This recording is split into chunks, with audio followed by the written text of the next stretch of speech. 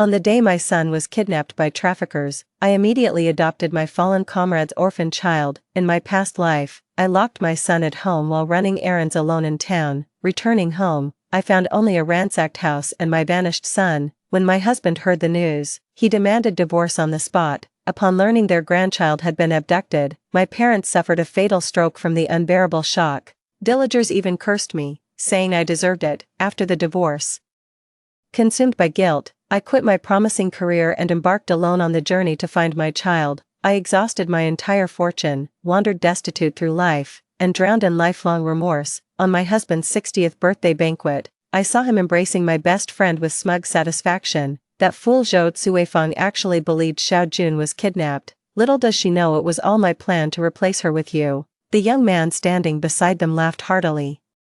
Only Aunt Qing deserves to be called mother. How dare that country bumpkin expect me to address her as such? She should take a good look at herself in the mirror. Knowing everything, I died of sheer rage. When I opened my eyes again, I'd returned to the day my son disappeared. After locking the door, instead of leaving like in my past life, I crept silently beneath Wu Zhiqing's window. Zhiqing, what will happen if Cuifeng finds out about this? She might not be as charming as Qingqing, but we all see how devoted she is to you. Wu Zhiqing snapped impatiently. Mom, sure Cuifeng treats me well, but Qingqing's from the city. Even if you don't care about me, think of Junjun's future. What kind of prospects will he have with a mother who reeks of pig manure all day? Besides, I'm already doing Cuifeng a favor by marrying her. She comes home stinking from the pig farm every day. You've no idea how the villagers talk behind my back.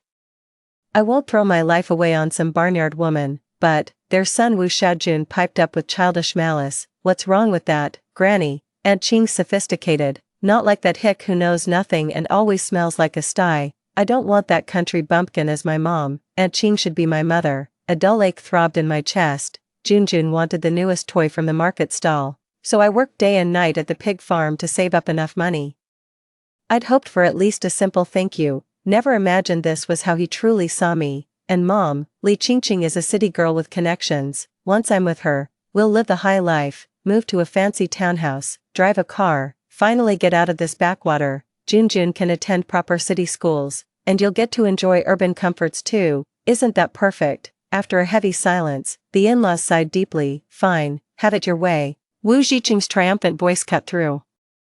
It's settled then. I'm taking Junjun, and nobody breathes a word about this to Zhou Cuifeng. Hearing their cheerful family banter inside, I clenched my jaw until it ached. 1. Their picture-perfect happiness was built upon my flesh and blood. In my past life, I came home to find utter chaos and my son missing. Panic instantly seized me. My parents suffered immediate strokes upon hearing the news, while my in-laws turned icy toward me. Wu Zhiqing started avoiding home, hurling cruel words my way.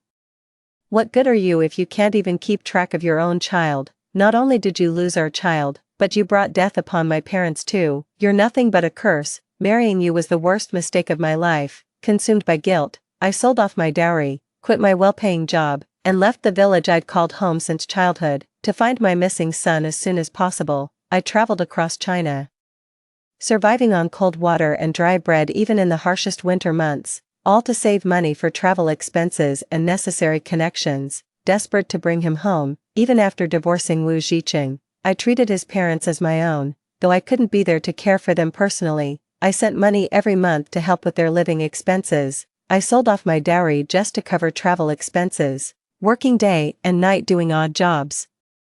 Construction labor, anything to earn money and follow every possible lead to find my son. My hair turned white within months, starving and freezing. My heart ached unbearably imagining the suffering my son endured beyond my sight. I rushed nonstop to Wu Zhiqing's birthday banquet upon hearing my son might appear there, thinking finding him would redeem my debt to the Wu family, only to receive their cruelest surprise. Hearing their merry laughter, I drew a shuddering breath. This time, I won't make the same mistake again. Chapter 2. I slipped away quietly and hurried home. When I married Wu Zhiqing, I brought a substantial dowry. Since they want to put on this act, they shouldn't get off easy. I rummaged through every corner to gather all the savings and valuables I'd hoarded over the years, prepared the adoption paperwork in secret, then slipped away unnoticed. Only after rushing to the notary office to submit the adoption documents did I finally return home. Just as I'd feared, the house was in complete disarray with overturned furniture, gaping cabinets, everything ransacked, and my son was nowhere to be found. Before I could utter a word, Wu Zhiqing barged in and slapped me hard across the face. Zhou Cuifeng, what kind of child-minding is this? Now Junjun's been kidnapped and our home robbed. Are you happy? Her in-laws' faces twisted in anguish. Cuifeng, Junjun is our everything. How could you be so careless? Just locking him indoors and walking away. Now our grandson's gone and the money's gone too. How are we supposed to go on living? The commotion drew quite a crowd, with villagers rushing over to gawk. My parents came running too. Old Manly from the village entrance pointed accusingly. I always said Cui Feng was bad luck. What kind of mother loses her own child? You said it. If I were her parents, I'd be too ashamed to show my face. What good is a woman who can't even keep watch over her own child? Listening to the villagers' malicious gossip, I couldn't help but sneer inwardly. When I helped them with farm work before, they called me a saint. Now they're the first to kick me when I'm down. My in-laws pointed at me and burst into tears. Do you have any idea how precious Junjun is to our family? You're destroying 3 generations of our bloodline. My mother-in-law lunged at me screaming, you wicked woman, Cui Feng Zhou.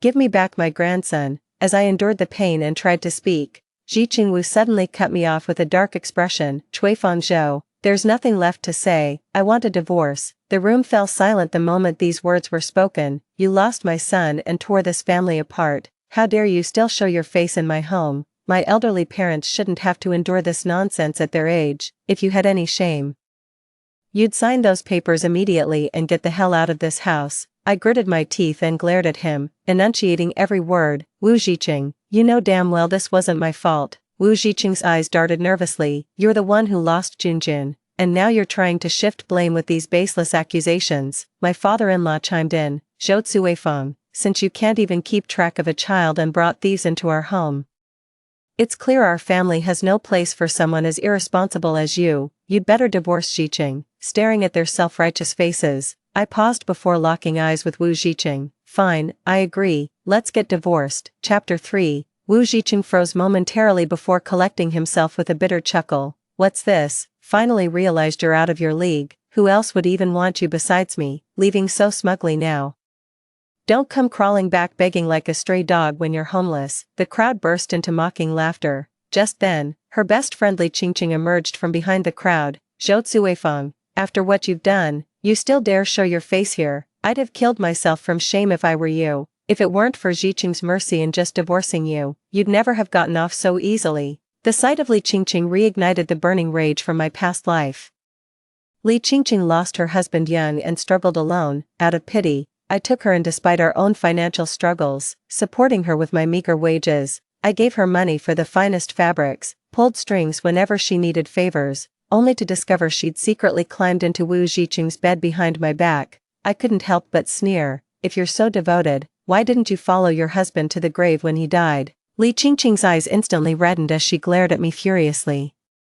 Zhou Cuifeng, you're just a pig-feeding nobody. How dare you speak to me like that? Wu Zhiqing frowned and stepped protectively in front of her, shoving me hard. Zhou Cuifeng, how could you talk to Qingqing that way? I never blamed you when Junjun went missing, yet you remain unrepentant and bully Qingqing. Don't you know how much she suffered because of this? And you deliberately twist the knife. I crashed into the wall unexpectedly, the protruding wooden beam digging painfully into my lower back. Watching Wu Zhiqing shielding Li Qingqing so attentively without even glancing my way, I couldn't help but smile bitterly. Of course I knew exactly how much suffering Li Qingqing had endured. After her husband's death, her in-laws cursed her as a jinx, denying her food and water. It was me who fought tooth and nail to bring her into our home. When she first arrived, she didn't even have decent clothes to wear. I was the one who took her shopping, but who'd have thought kindness would breed resentment? She ended up sleeping with Wu Zhiqing. Catching sight of the bracelet on her wrist, I froze in shock. That's clearly my family heirloom bracelet. How did it end up with her? My face darkened as I gripped her wrist. Li Qingqing, how did this bracelet end up with you? Before I could press further, Li Qingqing let out a shriek and shoved me violently to the ground.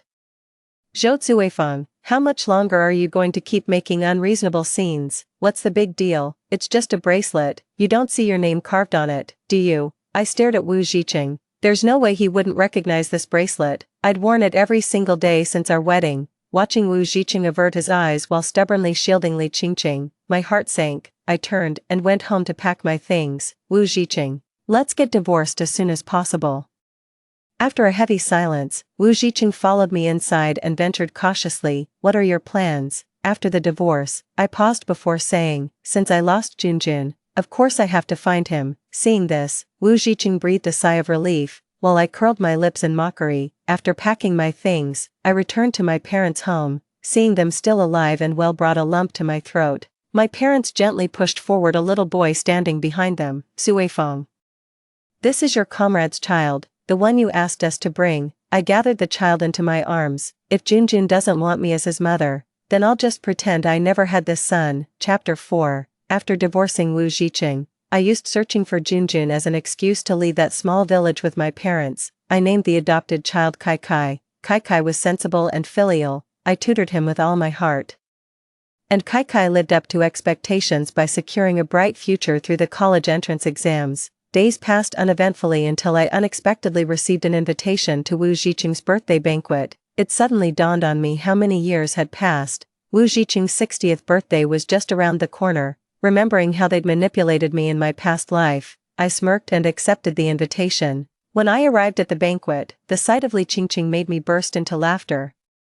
Zhou Zuifeng, look how far you've fallen since leaving Wu Zhiqing. Those outdated clothes covered in dust. Honestly, just glancing at you makes me feel filthy. Wu Zhiqing looked at me with sarcasm. You left so decisively back then. How did you end up in such a pathetic state? And you actually have the nerve to show up. The surrounding guests recoiled in disgust, keeping a 3-meter distance. This isn't some low-class gathering for just anybody.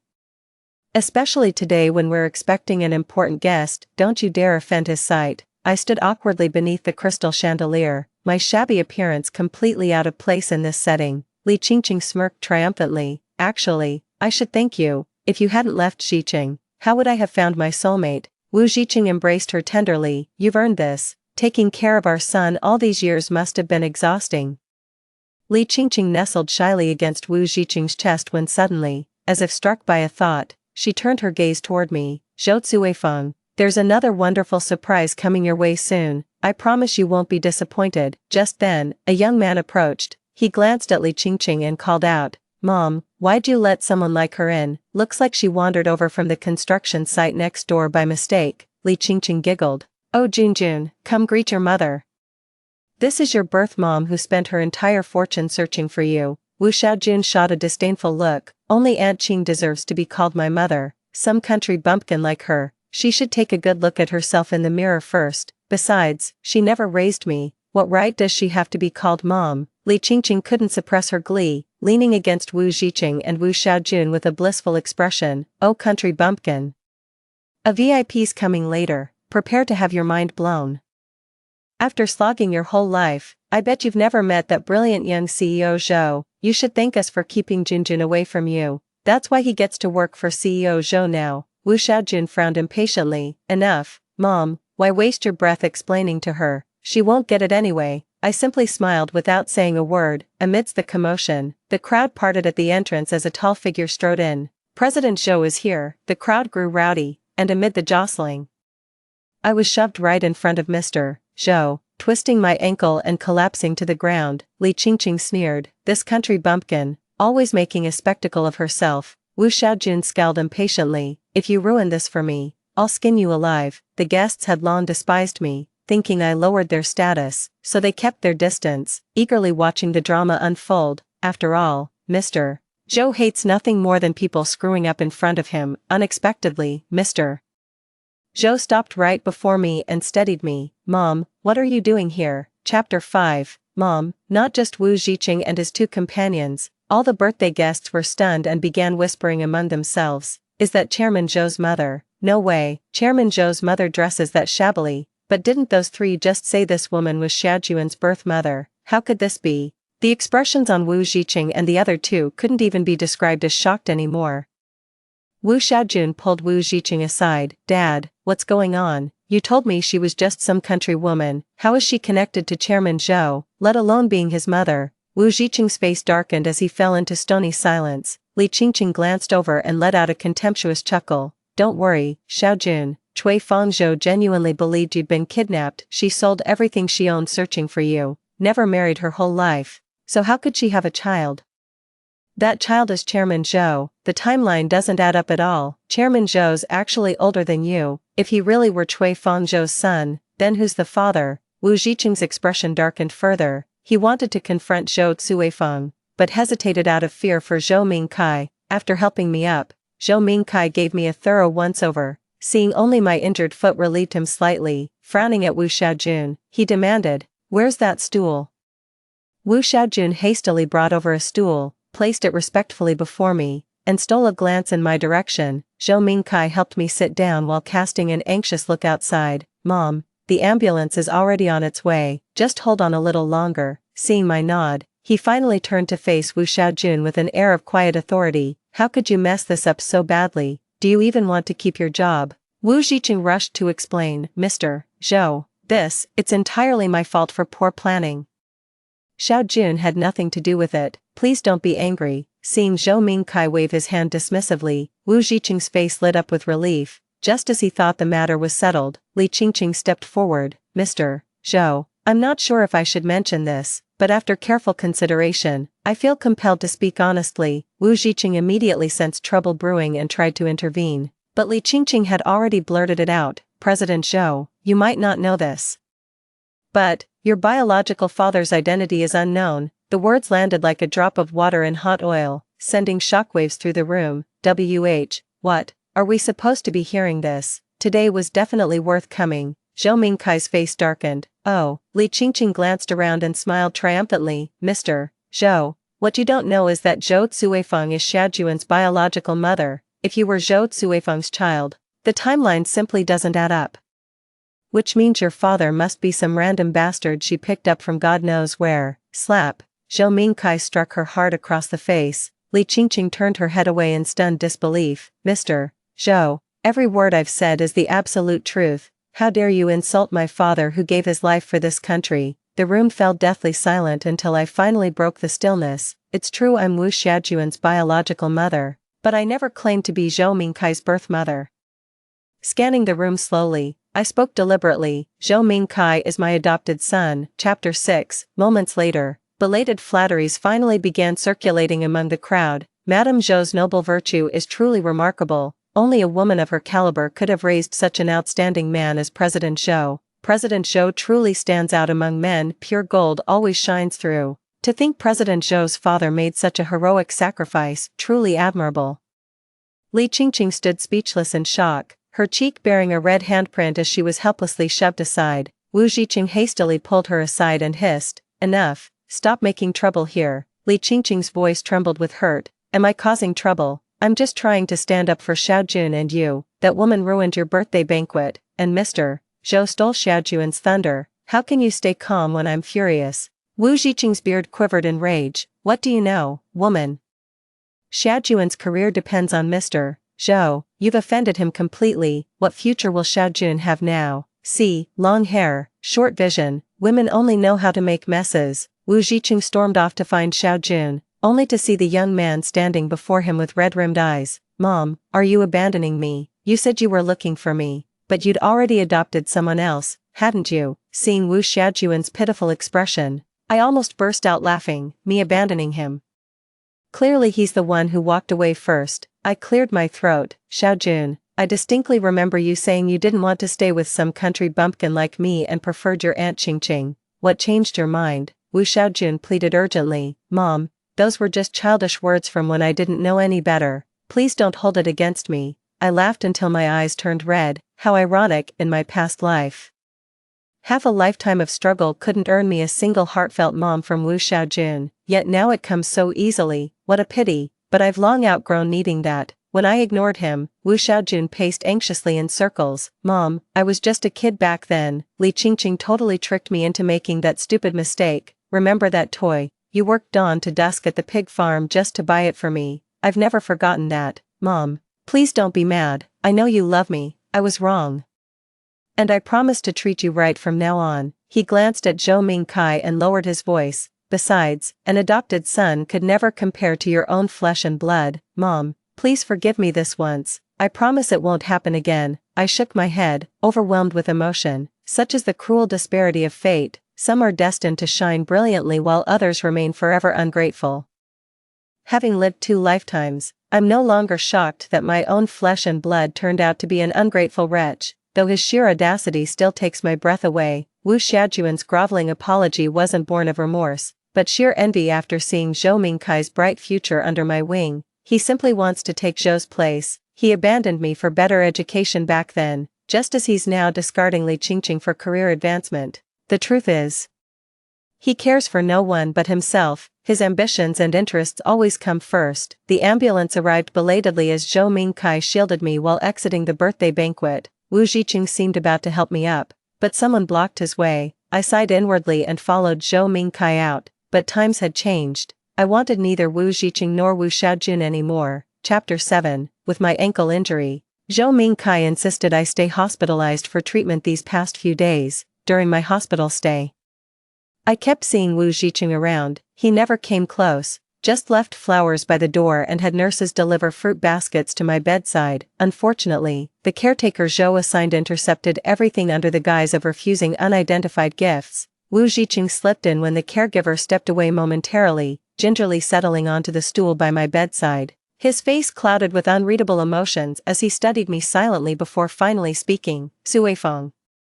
I never imagined we'd go this long without seeing each other. Decades have passed in the blink of an eye. I shut my eyes without responding. Spare me the reminiscing if that's all you came for. I'm tired, not in the mood for conversation. Wu Zhiqing hesitated before speaking up. It's not just catching up. I need your help with something regarding Xiaojun. Wu Zhiqing watched me expectantly, hoping for even a flicker of concern. But his hopes were dashed, seeing my impassive expression. He visibly deflated. Zhou Zuifeng, have you really stopped caring about Xiaojun? He's your own flesh and blood, your son. I scoffed coldly. Care? What kind of care? I've given my heart and soul to you too, even worked pig farms knee-deep in manure just to earn money for your family. And what did I get in return? Betrayal, lies, and your coordinated mockery. Wu Zhiqing frantically explained. No, Cui Feng Zhou, let me explain. I just want Xiaojun to have a better life and better education. He's your child too. Surely you don't want him wasting his whole life stuck in some backwater village. What a joke. Wasting his life. Those very words cost 3 lives last time, mine and my parents. I let out a cold laugh. And what if I'd been unlucky enough not to overhear your little conversation? I lost sleep searching for Xiaojun, quit my job, left my hometown. Sold everything for travel expenses, only to waste half my life discovering your elaborate scheme to clear the way for Li Qingqing. What about me? All those years I've wasted. Wu Zhiqing grew flustered. No, that's not it. Suifeng, please calm down. I took a deep breath to compose myself. Wu Zhiqing, enough. That chapter closed long ago. I don't want, nor will I tolerate, another word about it. You may leave if there's nothing else. Wu Zhiqing pressed his lips together, avoiding eye contact. Wait, there's actually one more thing. He clutched the hem of his shirt while looking at me. Xiaojun got fired by President Zhou. Cui Feng, as his adoptive mother, could you please help him find another job? The door swung open as Zhou Mingkai entered with a frosty expression. Don't you know exactly why Wu Xiaojun was terminated? How dare you disturb my mother's recovery with this request? Chapter 8. Wu Zhiqing rose awkwardly, his lips trembling wordlessly. Mr. Zhou. Zhou Mingkai waved impatiently for the attendant to escort him out, then sat beside me peeling an apple. Mom, you've no idea what that Wu Xiaojun has been up to. Zhou Mingkai fumed. Never does any real work all day, just brown noses the bosses, fetching tea and water like some damn errand boy. That'd be bad enough, but the real kicker, he colluded with accounting to cook the books, half the embezzled cash greased palms. The other half lined his pockets. What kind of shit is that? Only reason I didn't turn him in was him being your flesh and blood, and now his whole family has the gall to come begging to you. I asked anxiously, is the company okay? Don't worry Mom, we've got everything back. I nodded. Help me check out. My foot's pretty much healed now. After finishing the discharge procedures, I was about to leave the hospital when Li Qingqing unexpectedly cornered me in the ward. Zhou Zuifeng, you're feeling mighty proud of yourself, aren't you? Just because your son turned out more successful than mine, you think you can humiliate me. Ruining the birthday banquet was bad enough, but sabotaging my son's promotion. Zhou Zuifeng, how could you be so vicious? I'm vicious. Li Qingqing, it was you who pushed me at the banquet, wasn't it? You wanted to see me make a fool of myself publicly, but never imagined you'd be hoist with your own petard. As for Xiaojun, He's simply reaping what he sowed, instead of confronting me. You'd better ask your precious son what he's done. Watching Wu Zhiqing and his son turn deathly pale as they approached, I raised my voice. And don't even think about emotionally blackmailing Zhou Mingkai. Everything he's achieved today came from his own efforts. You've got no claim to it. Just because Wu Xiaojun is my son doesn't mean Zhou owes him any favors. I scoffed coldly. Besides, Wu Zhiqing and I divorced long ago. What happens to me or Zhou Mingkai is none of your damn business. My real son was kidnapped decades ago. Don't expect me to acknowledge this impostor now. Wu Xiaojun lunged forward in disbelief. Mom, I'm truly your biological son. Let's take a DNA test right now if you don't believe me. I shook off his hand coldly. Save it. I want no part of a backstabbing ingrate like you. Li Qingqing suddenly let out a piercing scream. Zhou Zuifeng, you've truly outdone yourself. After all these years apart, you waltz right in and turn our peaceful household upside down. And Xiaojun is your own flesh and blood. You treat him worse than a stranger. I stared at her coldly. What's wrong with outsiders? At least they wouldn't conspire to deceive me. Staging this whole charade about my son being kidnapped. Li Qingqing stared at me in disbelief. You knew. Since when did you know? Cui Feng Zhou, was this deliberate? You played along to get rid of Wu Zhiqing and Xiaojun just to legally adopt Zhou Mingkai. Cui Feng Zhou, you're truly Machiavellian. I had no intention to argue when Zhou Mingkai burst in with bodyguards and shielded me behind him. He glared coldly at the unreasonable family of three. I fired Wu Xiaojun solely due to his poor moral character, not some petty revenge as you claim, since you're making such outrageous accusations against my mother.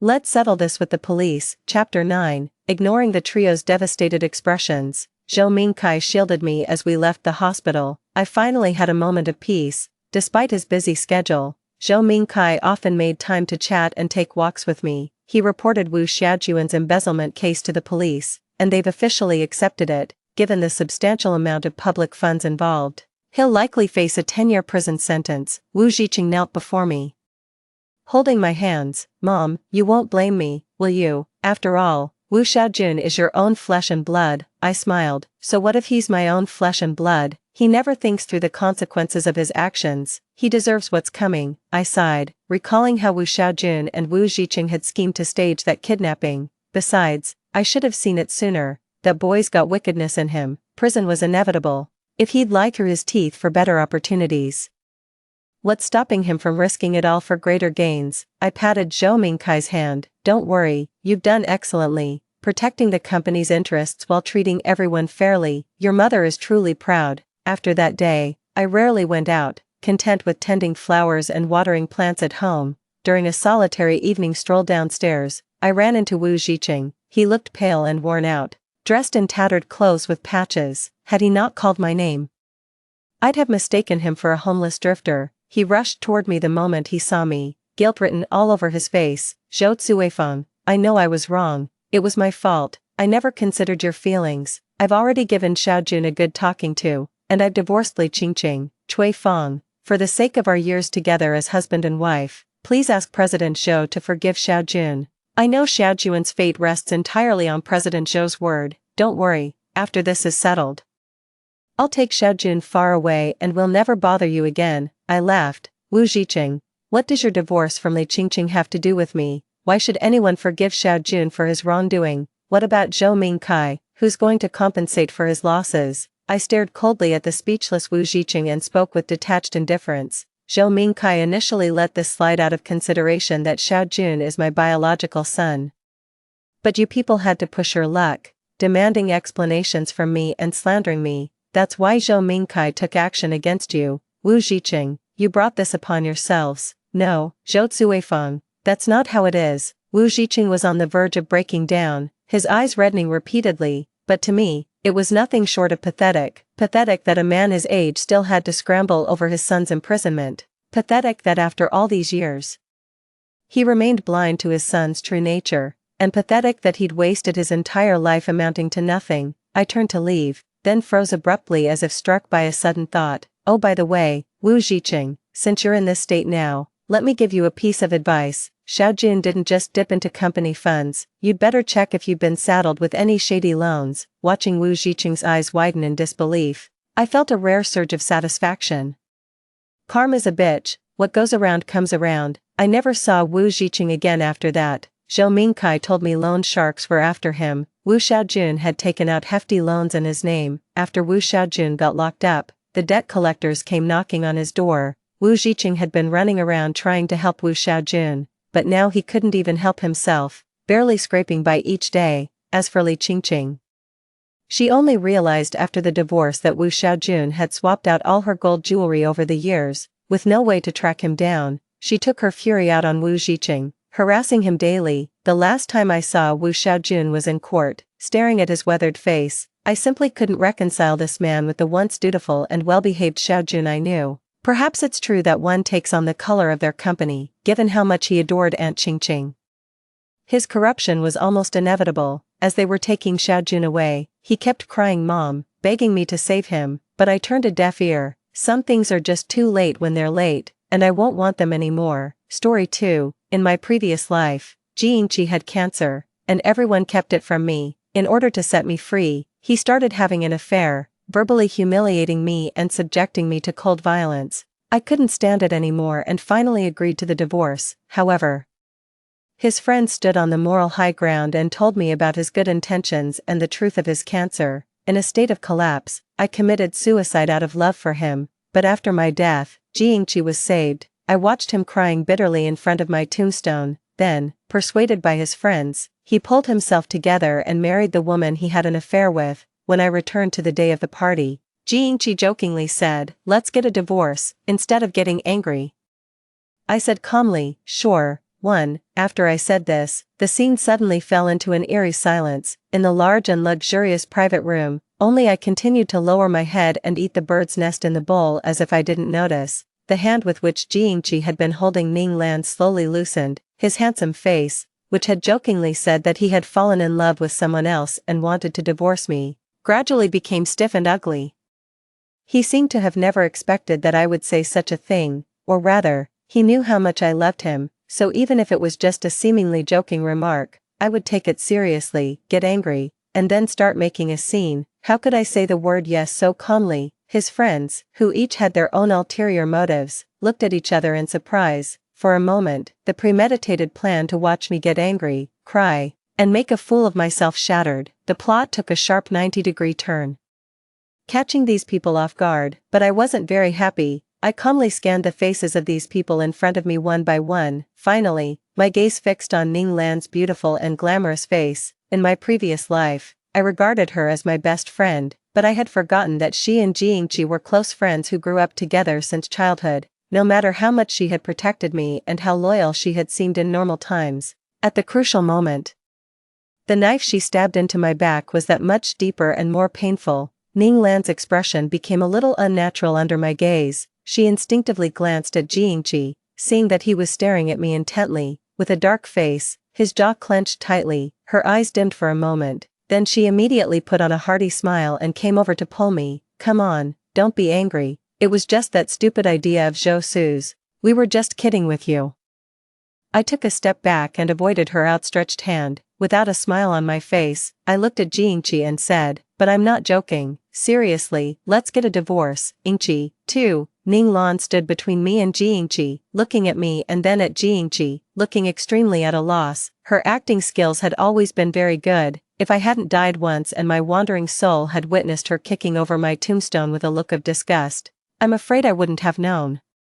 Under Ning Lan's seemingly hearty and generous mature woman's appearance, there was a heart full of distortion and jealousy. It was rare for her to show such a helpless look. Although I wasn't the cause of it, the blame from everyone present still pointed at me because of her. Zhou Su pushed his chair away and came over forcefully, shouting at me irritably and impatiently, "Xie Qingyu, don't go too far. We already said it was a joke. You have to make it so embarrassing. Can't you take a joke?"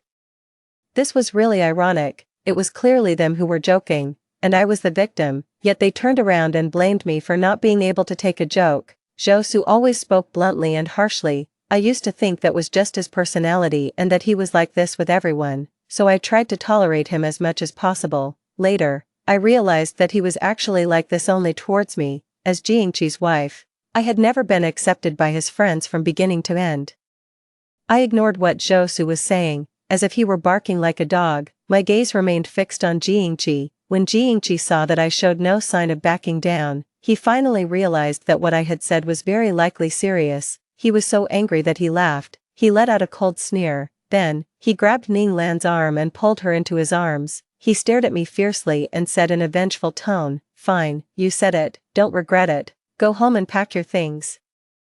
We'll go get the divorce certificate tomorrow." After saying that, in front of everyone, he suddenly lowered his head and kissed Ning Lan's lips. It was a passionate and predatory kiss full of emotions, starting from their lips touching and gradually deepening with the sound of their tongues intertwining. The lighting overhead created just the right atmosphere. The woman's soft waist bent under the force, and the man's long fingers with distinct knuckles, gripping her slender neck, were like the most passionate scenes in a TV drama. I saw Ning Lan pretending to resist and pushing against Jiangqi's chest a few times. When she couldn't push him away, she unconsciously reached up and wrapped her arms around his neck. I heard someone gasp in surprise, and then there were the sounds of people excitedly taking out their phones to take pictures. Since I was the closest to them, I could see the most indescribable details. I opened my pale and trembling lips, wanting to say something, but I didn't know what to say. It was just that a soft part of my heart was impacted. It was as if something very precious that I had hidden deep inside me had gently and silently shattered the moment Jiangqi kissed someone else without caring about me.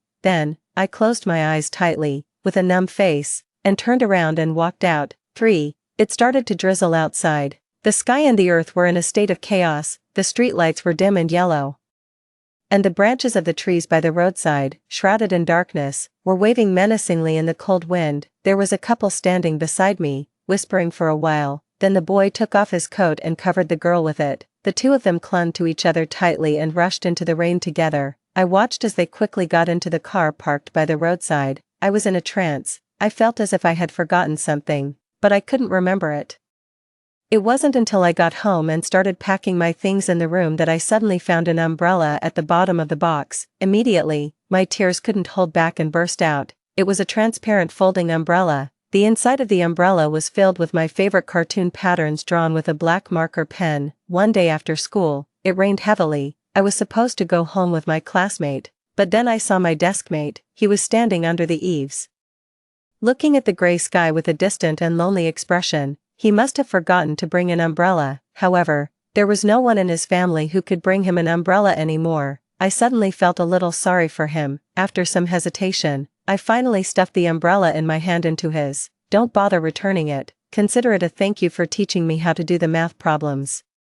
I used a generous and indifferent gesture to hide my girlish feelings and gave away my favorite umbrella. Then, without even daring to look at his reaction, I turned around and ran under my classmate's umbrella, urging her to leave quickly. My classmate laughed at my burning hot cheeks. I was so annoyed that I started fighting with her, but I couldn't help looking back through the rain under the umbrella. The boy was wearing a blue and white school uniform.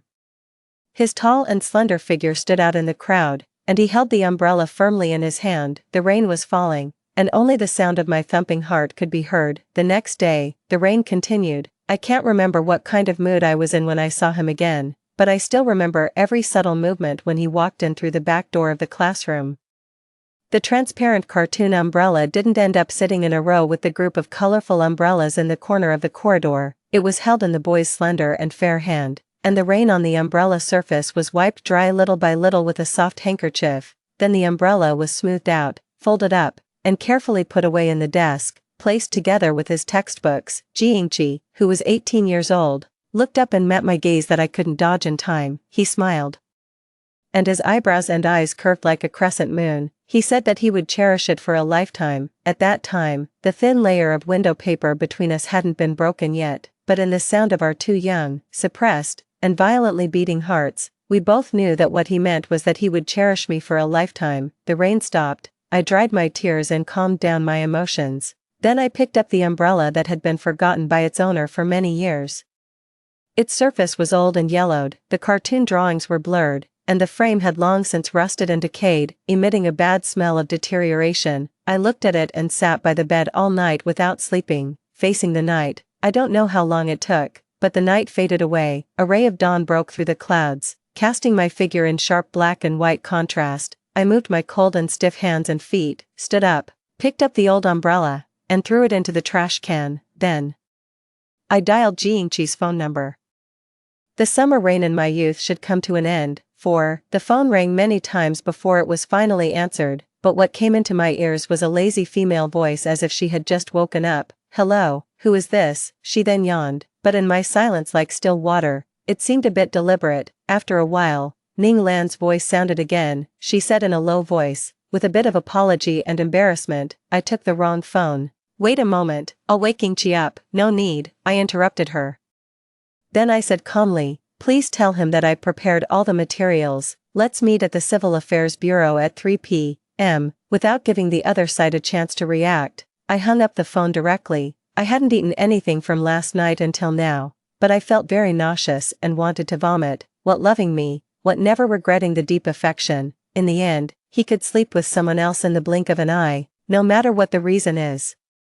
The person who is going to cheat will still cheat in the end. I remembered that in my previous life, after I accidentally discovered this matter, I was so heartbroken that I almost fainted. I lost all my reason and questioned the two of them like a shrew. As a result, Ning Lan had an apologetic look on her face, but she said it was a misunderstanding, an accident, and hoped that I wouldn't blame Jingqi. And Jingqi simply didn't defend himself at all. He let me cry, make a scene, and question him about whether what he had said before still counted. He just remained silent, as if he had some unspeakable difficulties. He looked like he had grievances, had endured a lot, but didn't say anything. In the end, everyone took Jingqi's side. They said he had his reasons, he didn't do it on purpose, and I shouldn't blame him like this. They were the ones who did it, but I was the one who was wrong. He was so calm that I looked like a madman. It made me start to doubt myself. Was I really making too much of a scene? Was it my fault that I shouldn't have made unfounded accusations and slandered the pure friendship between him and Ning Lan for so many years? That was why Jingqi acted on impulse and simply confirmed the already ambiguous relationship with Ning Lan. I was in a daze and finally agreed to the divorce, but after Jingqi handed me the divorce agreement, his condition worsened when he went back. Zhou Su and the others seemed to be unable to stand it any longer and rushed in front of me to scold me, saying that I had stimulated him. He asked me if I knew that Jingqi had done all this out of revenge just to not drag me down. Jingqi and I were deskmates in our youth and entered marriage together from school. Jingqi's parents had both passed away. I was his only family member. He knew that no matter what, I would never leave him, so he chose this extreme way to drive me away. It was not easy for me to accept the reality that he had an affair and no longer loved me. But Zhou Su and the others said that he had hurt me like this because he loved me too much. Originally, Jingqi could have lived for 2 more years. Now, because I had made too much of a scene, his condition suddenly deteriorated. It was all my fault. I only had one mouth and couldn't argue with a group of them. In the end, I completely collapsed mentally, after taking a look at Jingqi, who was unconscious in the intensive care unit. I rushed to the rooftop of the hospital and jumped off. Thinking about it now, I was really stupid. Given a second chance, I choose to set myself free and let go of everything in the past. However, I waited at the Civil Affairs Bureau for a long time. It was not until the staff got off work that Jingqi finally showed up. 5. I wasn't feeling well and only woke up half an hour ago. Before I could ask him, Jingqi took the initiative to explain. His breathing was uneven, and the collar of his shirt under the long trench coat was slightly messy. He didn't even have time to tidy his hair, which was fluffy and sticking up, as if he had just crawled out of bed. He looked at the already closed Civil Affairs Bureau, exhaled a breath. I couldn't tell if he was sighing or relieved. Then he turned to me coldly and said, "Let's make another appointment for a different time." There was no other way. I told him to contact me directly when he was free.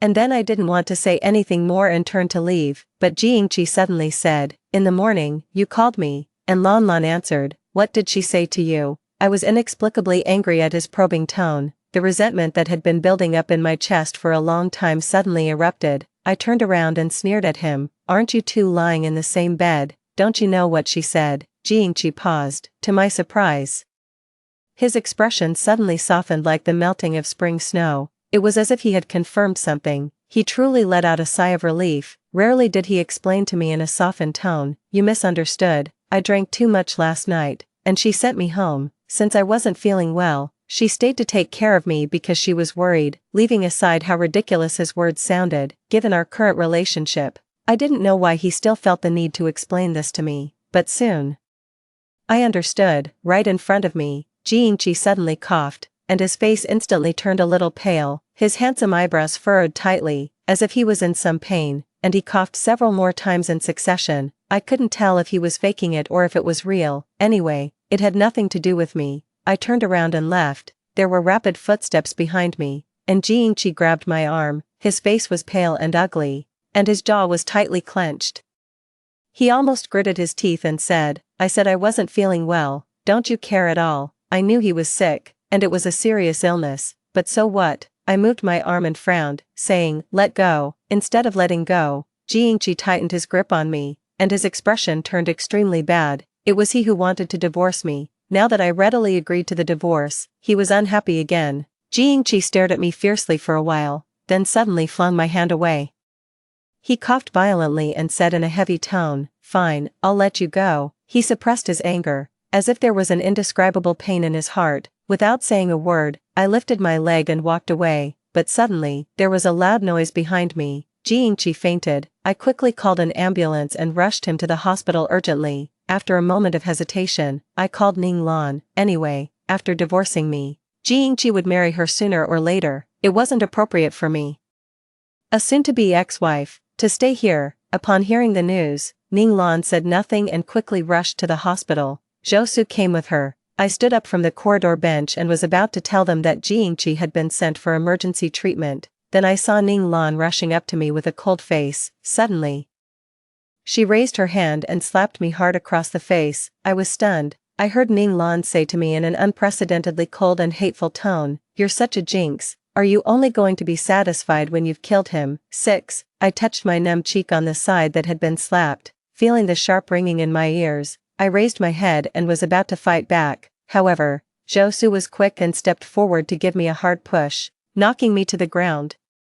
He stood in front of Ning Lan and looked down at me. He angrily scolded, "You still have the guts to fight back, try hitting me." I propped myself up on the cold ground with my hands, trembling with anger. Just then, the light in the emergency room went out, and the doctor came out. Ning Lan couldn't be bothered to settle the score with me and immediately rushed forward. Zhou Su followed closely behind, but as he passed by me, he paused. Then, the expensive Italian handmade leather shoes on his feet stepped hard on the back of my hand that was propped on the ground. He was over 1.8 meters tall with firm muscles all over his body, and he almost crushed me with his entire weight. I cried out in pain and tears welled up in my eyes involuntarily. I looked up and glared at him, but I saw him standing under the ceiling light in the corridor, his silhouette blurred, with an extremely vicious sneer on his face. "If you have the guts, call the police." Like the breath of a devil, he taunted me silently with his lips. In an instant, I felt as if I had been dragged back into that dark period of my previous life when I was morally bullied and mentally collapsed. I felt as if icy cold water had been poured over my head, making me feel cold from head to toe. The thought of calling the police, which I had originally had, instantly vanished like ashes. I suddenly remembered that Zhou Su's family was extremely powerful. Calling the police was no different from directly calling Zhou Su and accusing him of the fact that he had bullied me. What else could I get besides a bout of ridicule? Previously, he might have been scruple of Jiangqi, and even when joking with me, he didn't dare to go too far. But now that my relationship with Jiangqi had completely broken down, he no longer concealed his hostility towards me. I couldn't figure it out before. Why did he hate me so much? But now I knew. He, Zhou Su, was just a lackey of Ning Lan. Since Ning Lan liked Jiangqi, he followed Jiangqi's lead. Since Ning Lan hated me, he hated me to the bone. I sat on the ground for a while, and when the pain subsided and my hands and feet regained their feeling, I stood up. Without looking back, I left in a hurry, eager to escape. I called a moving company, packed all my luggage, and left the most prosperous city center. I returned to the old house in the suburbs, pushing open the door. There was a boring period drama playing on the TV. There was a musty and old smell in the house. The old woman in the wheelchair, who was dozing on the balcony, heard the commotion and lifted her dull and drooping eyelids. Seeing me walking in with large and small bags of luggage, as if she had expected it, she twitched the corners of her mouth and asked me mockingly and triumphantly, "Look, what did I say? Were you kicked out?" 7.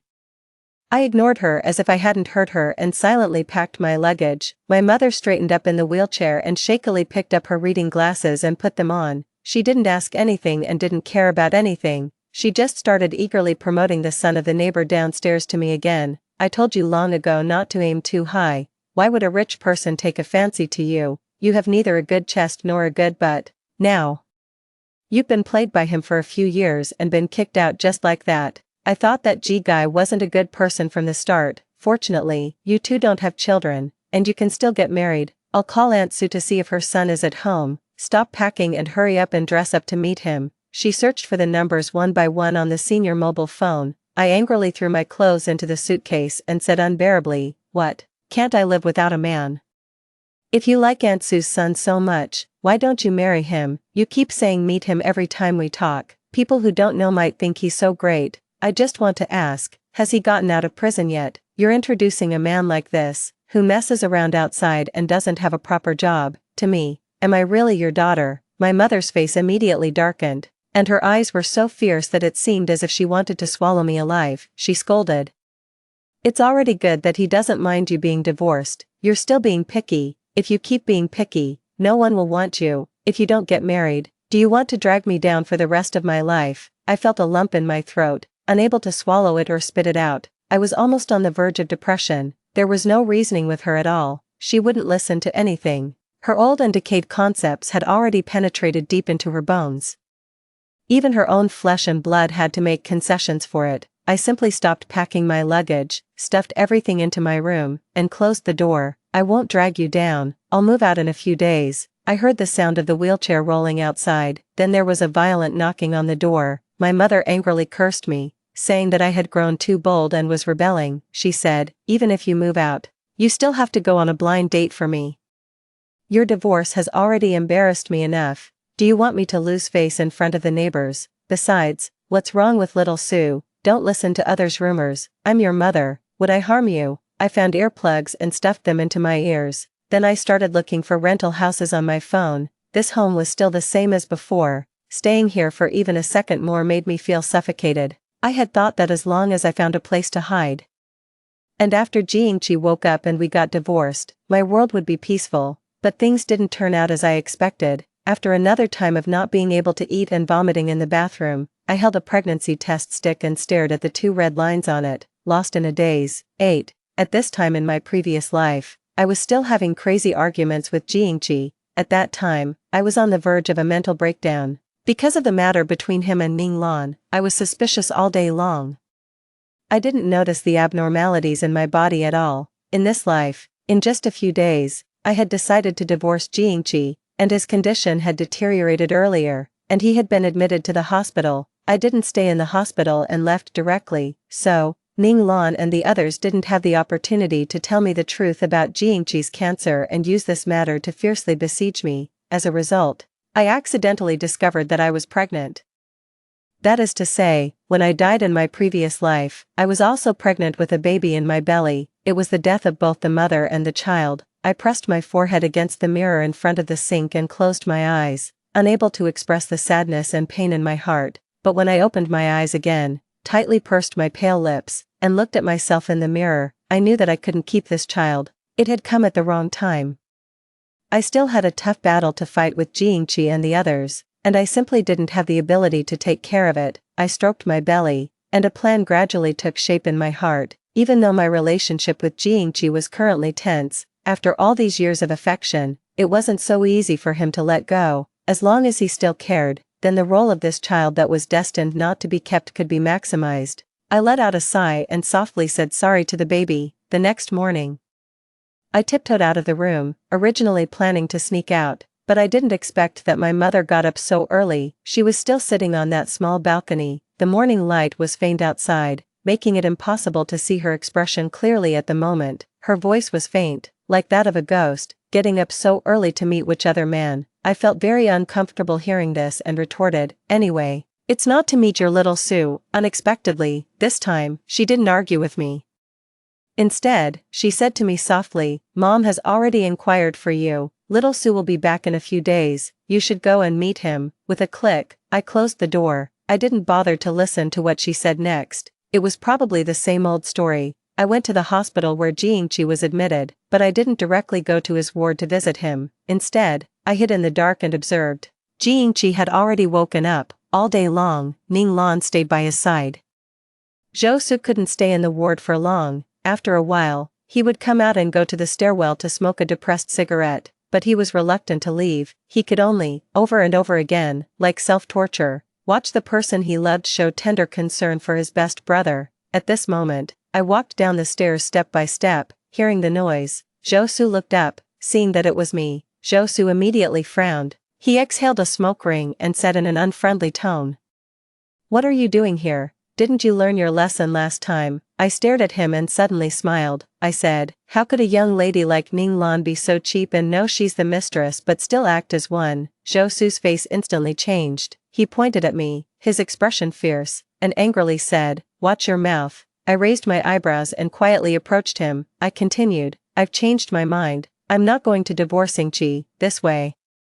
She will never have the chance to take my place, but a loose woman like her is a perfect match for a shameless dog like you who licks others' boots." Zhou Su cursed, and the veins on his forehead bulged. He habitually gave me a hard push. He was about to strike again, but he didn't expect that I missed a step and rolled down the stairs directly. Zhou Su was stunned for a moment, frowned, and stood on the high ground, looking down at me coldly, until I curled up, covered my stomach, and said with a pale and trembling face, "My baby." Zhou Su's fingertips suddenly trembled, and the cigarette fell from his hand. His entire face instantly turned pale with shock. 9. Despite seeking medical treatment in time, the baby couldn't be saved. This was inevitable. After all, just in case, I had taken the abortion pill before coming. When I opened my eyes, the first thing I saw was Yingqi, wearing a hospital gown and with red eyes, sitting by my side. When he saw that I had woken up, he immediately sat up straight and wanted to hold my hand, but halfway through extending his hand, he let it drop dejectedly. His eyes were a little moist, and he said to me in a hoarse voice, "The baby is gone. We had always wanted to have a child of our own." For this reason, Yingqi had started preparing for pregnancy a long time ago, reducing his company's social engagements, quitting smoking and drinking,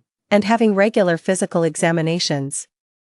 It was through this examination that the problem was found. I showed a shocked and sad expression. As our eyes met, tears rolled down my cheeks. Noticing Zhou Su standing in the corner with his head down and not saying a word, I raised my finger, pointed at him, and said with a sobbing voice and resentment, "It was him. He pushed me down the stairs." The incident happened so suddenly that everyone was caught off guard. Now that Yingqi knew the truth of the loss of the baby, he turned his head to look at Zhou Su, finding it almost unbelievable. Zhou Su opened his mouth but couldn't defend himself. After all, even if what I said was unpleasant, the fact that he had laid hands on me was undeniable. The next second, Yingqi stood up and rushed forward, punching Zhou Su and knocking his head aside. He grabbed Zhou Su's collar tightly, furious, and roared at him, "Are you crazy? She's my wife. That was my baby." The two of them fought fiercely. Basically, Zhou Su was the one getting beaten, and he didn't dare to fight back. It wasn't until Ning Lan came to break up the fight and was pushed hard by Yingqi that Zhou Su lost his temper and counterattacked.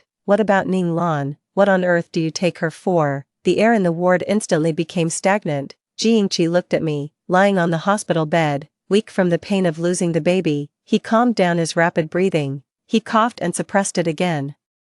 Ning Lan felt sorry for him and wanted to step forward to soothe his back, but he avoided her. It was such a similar scene, but this time, Yingqi said in a deep voice, "I have always only regarded Ning Lan as a friend." As soon as these words were spoken, Ning Lan took a stunned step back and looked at him with disappointment and pain. Zhou Su cursed, pushed him aside forcefully, and dragged Ning Lan out of the ward.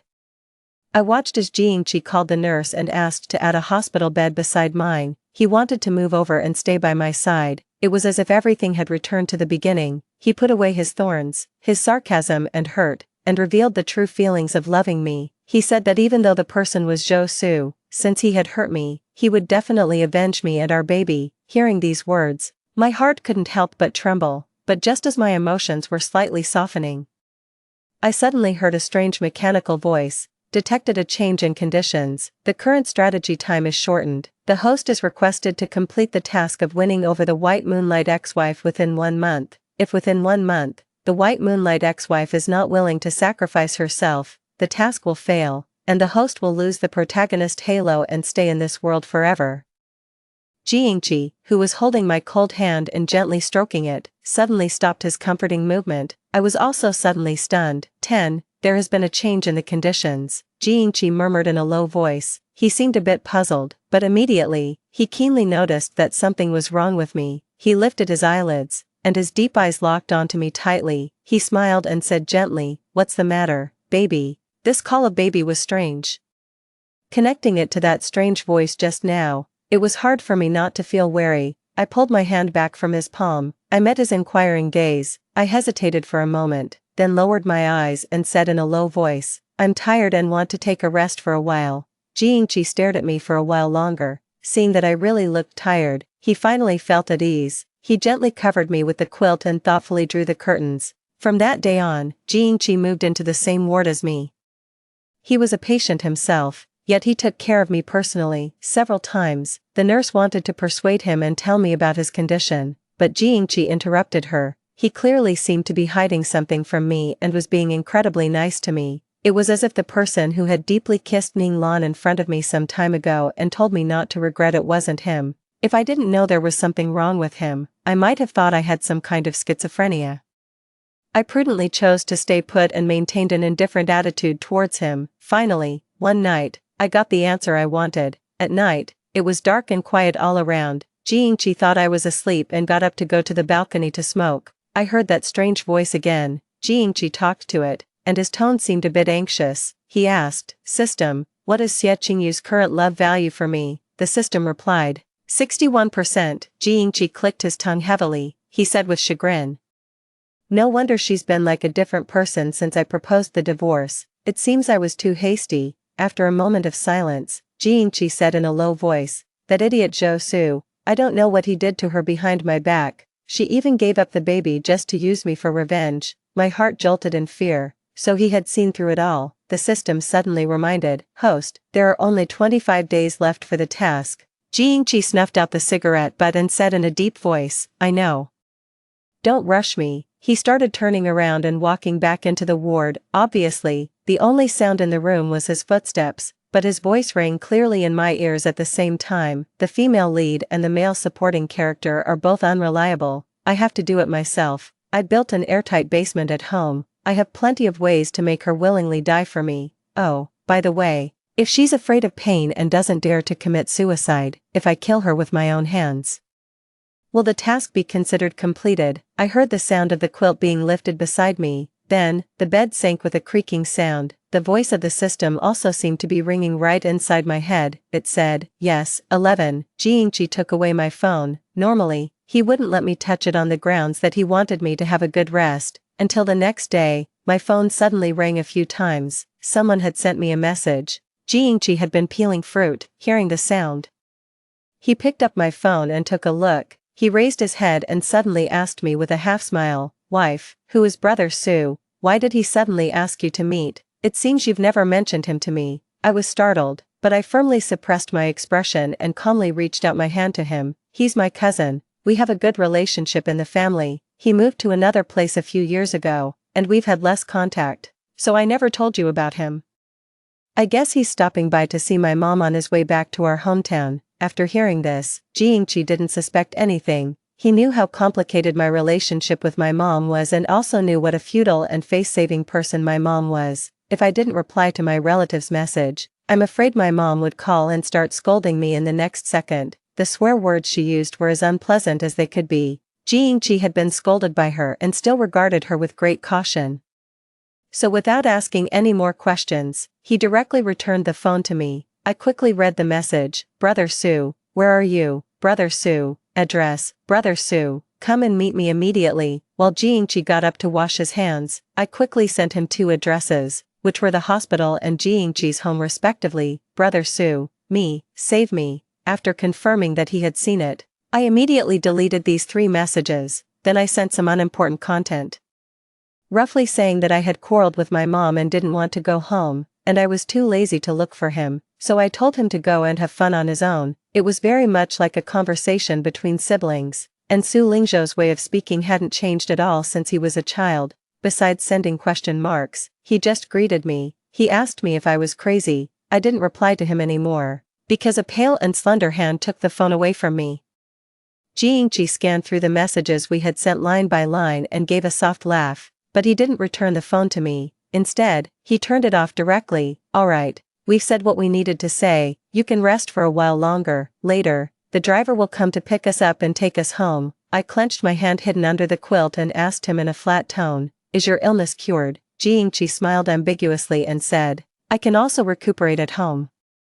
This meant there was no room for doubt. Time was running out. Once I went home with him, my chance of escaping again would be very slim, so while he left the ward for a moment, I took the risk of getting out of bed and running outside directly, but I never expected that. Jiangchi hadn't left at all. As soon as I opened the door, I bumped straight into Jiangchi's chest, who was waiting for me at the door. He suddenly grabbed my wrist forcefully. He sneered and said, so you can really hear the voice of the system. 12 An hour later, I was locked up in the underground prison cage that Jiangchi had carefully built, thinking that now, my only hope was actually that unreliable neighbor brother whom I hadn't seen for years. I felt a bit desperate. There were some uncommon characters in the address. Could he recognize them? I should have just taken a chance and called the police the moment I got the phone. In my impression, Su Lingzhou never studied hard and didn't behave well since he was a child. He was a very prominent troublemaker. He was 5 years older than me. When I was still a well-behaved primary school student carrying a school bag, he had already started hanging out with people in society, fighting everywhere and extorting protection money,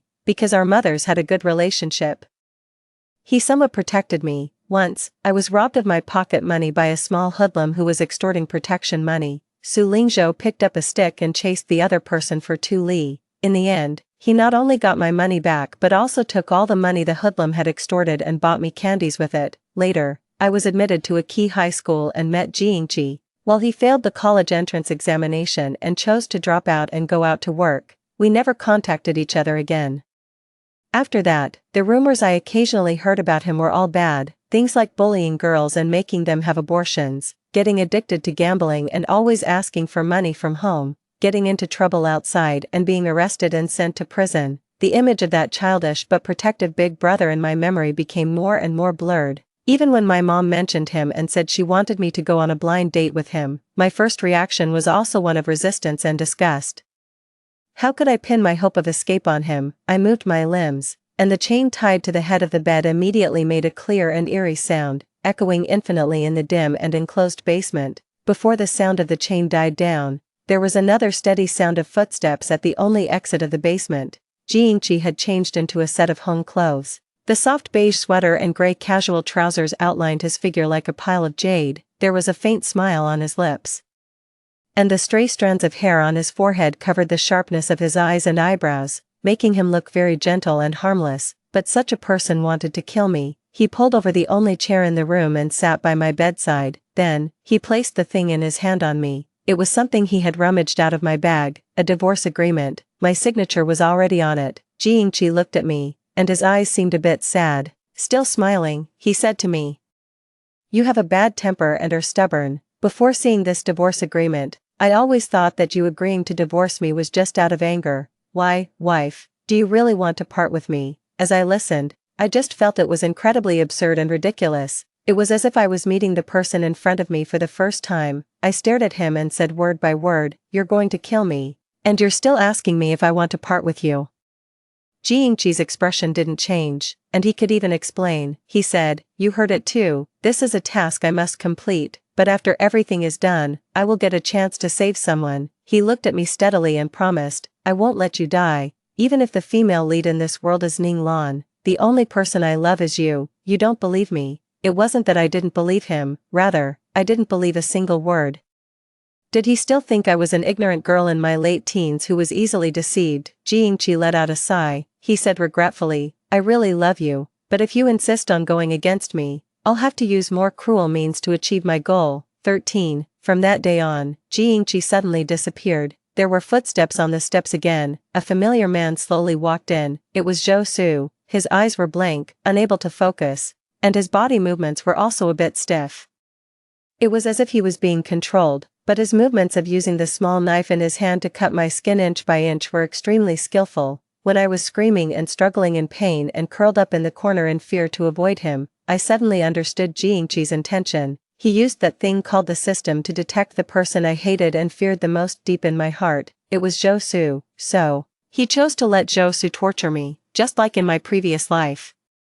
He pushed me to the point of complete mental breakdown. After that, even if I knew clearly that Jingqi was the mastermind, I would uncontrollably pray for his appearance to save me. Jingqi knew me too well. We were classmates for 3 years, in love for 7 years, and got married right after graduating from university. To be a bit crazy, he even counted every single hair on my head one by one. With a subtle movement of mine, he would know what I was thinking.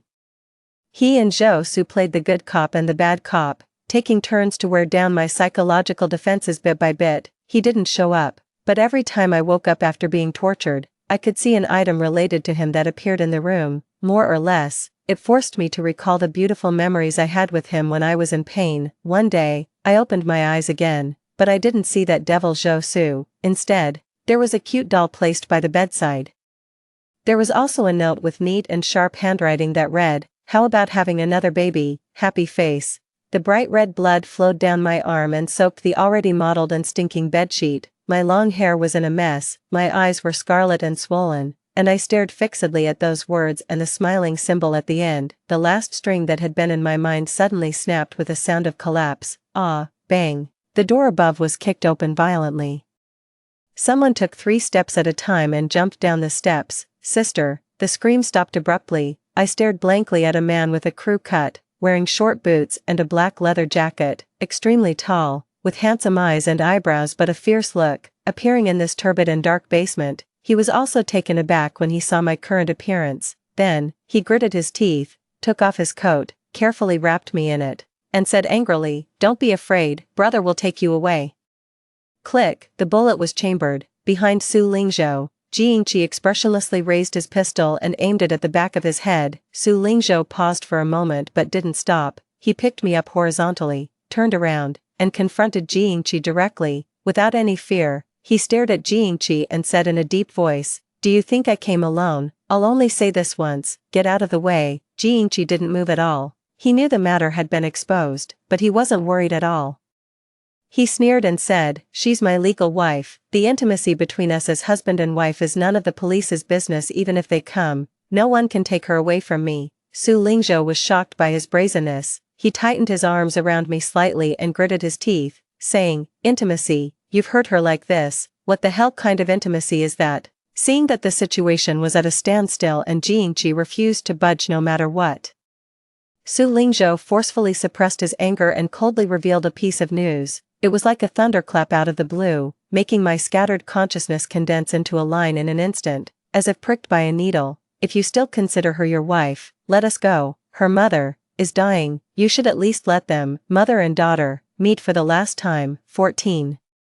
Speaking of my mom, she always cared a lot about what the neighbors thought of us, but actually, except for Aunt Sue downstairs, she didn't have any friends at all. She was talkative, loved to scold people, and her weathered face was always pulled down, full of bitterness and hatred. She liked to complain to everyone she met, so no one liked to stay with her. But according to the elders, she wasn't like this when she was young. When she was young, she loved to laugh, was lively and cheerful, and could make friends wherever she went. Unfortunately, she had bad judgment and found a very bad man. Since then, everything changed. My mom's leg was crippled by that man. The pair of agile and good legs that could originally walk dozens of li on foot became shaky even when going up a flight of stairs. She tried to fight back, but in the end, she was beaten even more severely, and later she didn't dare to fight back anymore. I was in junior high school at that time, in the rebellious stage.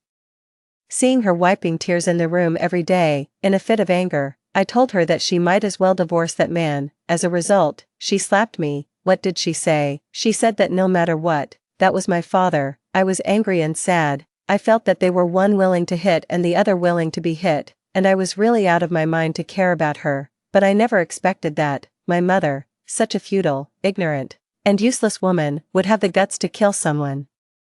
The person she killed was my father, whom she often taught me was the head of our family. The police arrived quickly, and the surrounding alleys were crowded with people, but she wasn't taken to prison, because she had a mental illness. Even I was surprised by this matter. I watched as she took out stacks of medical diagnosis certificates, and on each piece of paper, there were official seals from provincial and municipal hospitals. The policemen looked at each other in dismay. My mother, on the other hand, had an unusually calm expression. Only I stared at the dates on those papers for a long, long time, stunned. Since then, the neighbors have avoided us, mother and daughter. They said that it must be because my mother was unfaithful and was caught by my father, so she became furious and had the intention to kill. Otherwise, why had she endured being beaten for so many years? But this time she resisted so fiercely. They were afraid of her and looked down on her. They thought she was simply a time bomb and even filed various complaints with the neighborhood committee, forcing her to move out early. My mother turned a deaf ear to all this, but she rarely went out from then on. Everyone harbored malice and spurned her. Only I knew, she did it to protect me. A month before this incident happened, I was molested by my biological father. When I was almost forced by him, my mother came home and accidentally caught him in the act. Then she flew into a rage and rushed up to fight with my father like a crazy lioness, but there was a huge disparity in their physical strength. In the end, that beast beat my mother up and fled in a mess, leaving us, mother and daughter, sitting on the ground and crying in each other's arms. I don't know what decision she made that night. I only knew that the next day, she knocked on Aunt Sue's door and asked Aunt Sue to take care of me for a while. She didn't hide the truth from Aunt Sue and told her what had happened. Aunt Sue was heartbroken and indignant and quickly agreed. Moreover, she called Su Lingzhou and asked him to pick me up and send me to and from school starting that day, and to follow me whenever I went out. But she didn't tell Su Lingzhou the reason for this. She said that only the three of us would know about this matter. No one else, not even her son, was allowed to know. Fortunately, Su Lingzhou listened to his mother very much and didn't ask too many questions. During that period, he even stopped participating in the gatherings of the small hoodlum gangs and really followed me honestly to protect me. After a month of peace, I stood in the middle of the crowd, dazed, watching the police come to the door and take my mother away. She was covered in blood at that time, but her expression was relaxed, even a little happy. She didn't lower her head but walked away openly with the police. Her eyes swept around the crowd. Finally, they landed on me. I saw her open her mouth slightly, and her voice gradually overlapped with the day when I fled home and was impatient to listen to her. She said, "No matter what, how could mother harm you?" 15. In the end, I didn't get to see her for the last time, and she didn't leave me a single word either. Except for a property ownership certificate and a bank card with the savings she had accumulated for most of her life. These things were quietly and thinly placed on the coffee table in the living room. It was as if she was telling me, this was all she could leave me. Take care of myself in the days to come. I seemed to have my soul pulled out, and I was in a daze, not feeling any sadness, but the tears kept flowing, never stopping, until I exhausted my strength, leaned against her wheelchair, and fainted. Aunt Sue and Su Lingzhou helped with my mother's funeral arrangements. To be precise, Su Lingzhou took care of everything, because if Aunt Sue hadn't held me back, I'm afraid I would have climbed into my mother's coffin long ago and returned to the earth with her. Warning, warning. There is only one day left for the task. Please complete the task as soon as possible, host, or the task will be declared a failure. I suddenly turned my head. Jiangqi was standing not far behind me. He looked at me in silence, and in his hand, he was holding a silver gun. The sky was overcast, and the low, moist wind lifted the hem of his black coat. In his breast pocket, there was a white rose pinned, as if mourning someone. I stared at him blankly from a distance for a long time. I saw his face become paler and paler, his eyes filled with grief and guilt, his lips trembled, and he said softly to me, "I'm sorry." In the end, he still raised his arm and aimed the dark muzzle of the gun at me. Then, with a dull bang, Jiangqi fell to the ground, the gun slipping from his hand and rolling into the low grass. Then, the gun was picked up by another long and powerful hand with broad knuckles. Su Lingzhou held the gun in one hand and supported a shovel still stained with fresh soil with the other hand. He said speechlessly, "Are you filming a TV drama? Do you really think there's no one around?" While cursing and complaining, he called the police, with one leg still stepping on the shovel. And Jiangqi, who had been knocked unconscious, was at his feet. This scene was somehow a bit funny. I tugged at the corner of my mouth, turned around, and continued to burn paper money into the brazier. A gentle breeze blew, the sparks in the brazier suddenly shot up, forming a brilliant swirl of fire in the air, round and round, reluctant to part. Finally, the distant wind blew away, taking the ashes of the burned paper money with it. When this day passed and night and day rotated, I seemed to hear the system announce that Jiangqi's task had failed. The divorce proceedings between him and me went very smoothly. Because of Su Lingzhou's testimony and the conclusive evidence of the basement, Jiangqi was accused of attempted murder and abuse of his wife. At the same time, his company declared bankruptcy, all his assets under his name were frozen, and the matter of his illegal possession of a firearm was also brought to court. It was as if his protagonist Halo had really disappeared. This time, Ning Lan chose to ignore his plea for help. Instead of helping him, Zhou Su added insult to injury and provided the court with more materials about his economic crimes. Overnight, Jiangqi went from a highly sought-after favorite of heaven to a black-hearted capitalist that everyone wanted to condemn. I watched the court scene and saw Jiangqi's confused expression at first, and then his embarrassed appearance of crying and pleading when he heard the verdict. I suddenly thought that if there was no so-called protagonist Halo, he was just such a despicable person. With multiple crimes combined, he was finally sentenced to death by shooting. Before that, he begged hard to see me. I wanted to hear his last words, so I went. When he saw me, his eyes lit up as if he had seen a life-saving straw. At this time, he had a beard, his eyes were dark with circles, and his expression was a bit crazy. He desperately coaxed me. There's still a chance. I still have a chance. Wife, help me. The system is willing to give me another chance. As long as you help me, listen to me. I've cleared many copy worlds. I've been an emperor and a god. As long as you help me, I can take you to any of the worlds I've cleared to enjoy a good life. Don't you love me? Please help me. Okay. I had always been wary of that mysterious system. I asked him cautiously. How do you want me to help you? Jiangqi suddenly leaned closer and said eagerly, my protagonist Halo has disappeared. You go find the new male lead in this world. As long as you can seduce him and bring him in front of me, I have a way to steal his luck. It was really unexpected. After Jiangqi stopped pretending completely, his face could be so thick-skinned, I sneered, got up, and left. Jiangqi climbed onto the window and tried to grab me, but was pressed back by the police. He called me in a desperate voice, wife, Xie you, didn't you say, you would always stay by my side? My footsteps paused, but it was only for a moment, and then I continued walking without looking back. Seeing this, Jiangqi was completely desperate. He slumped back and murmured, it's not fair, this is not fair. System, you lied to me. Didn't you say this was a simple task of winning someone over? Why did it turn out like this? How is it possible that someone in this world would be willing to die for another person? You lied to me. I want to file a complaint. Give me another chance. I want to start over. His desperate voice got farther and farther away from me. It was as if my painful and gloomy previous life was just a very distant dream. When I woke up from the dream, it was bright outside. He would never know. I had really committed suicide for love of him once. He didn't deserve it. 16, by the roadside. I looked at the luxury car in front of me, which was worth 8 figures. I looked at the car, and then at Su Lingzhou, who was hanging a long, muscular, and firm forearm out of the window, wearing black sunglasses and trying to look cool. I asked him in a complicated tone, did you rob a bank, or did you get involved with the underworld? The corner of Su Lingzhou's mouth twitched. He took off his sunglasses and looked at me speechlessly. Was your mouth poisoned? You're so mean. Can't I have earned this myself? He opened the car door, stepped out with a long, superior leg, and then walked up to me and opened the door of the passenger seat in a deliberately gentlemanly manner. I got into the car, suspiciously fastened my seat belt, and my face was full of disbelief. Su Lingzhou was very helpless. He had to explain to me, don't think that just because I didn't study, I haven't been working hard to do business all these years while being away from home, okay? Doing business. I was taken aback for a moment and blurted out without thinking, weren't you in prison? Screech. Su Lingzhou suddenly turned the steering wheel, and with a beautiful drift, he parked the car steadily by the roadside. He didn't say anything and took a deep breath. Then he turned his head and looked at me expressionlessly. Who told you such nonsense about me? Did you believe it?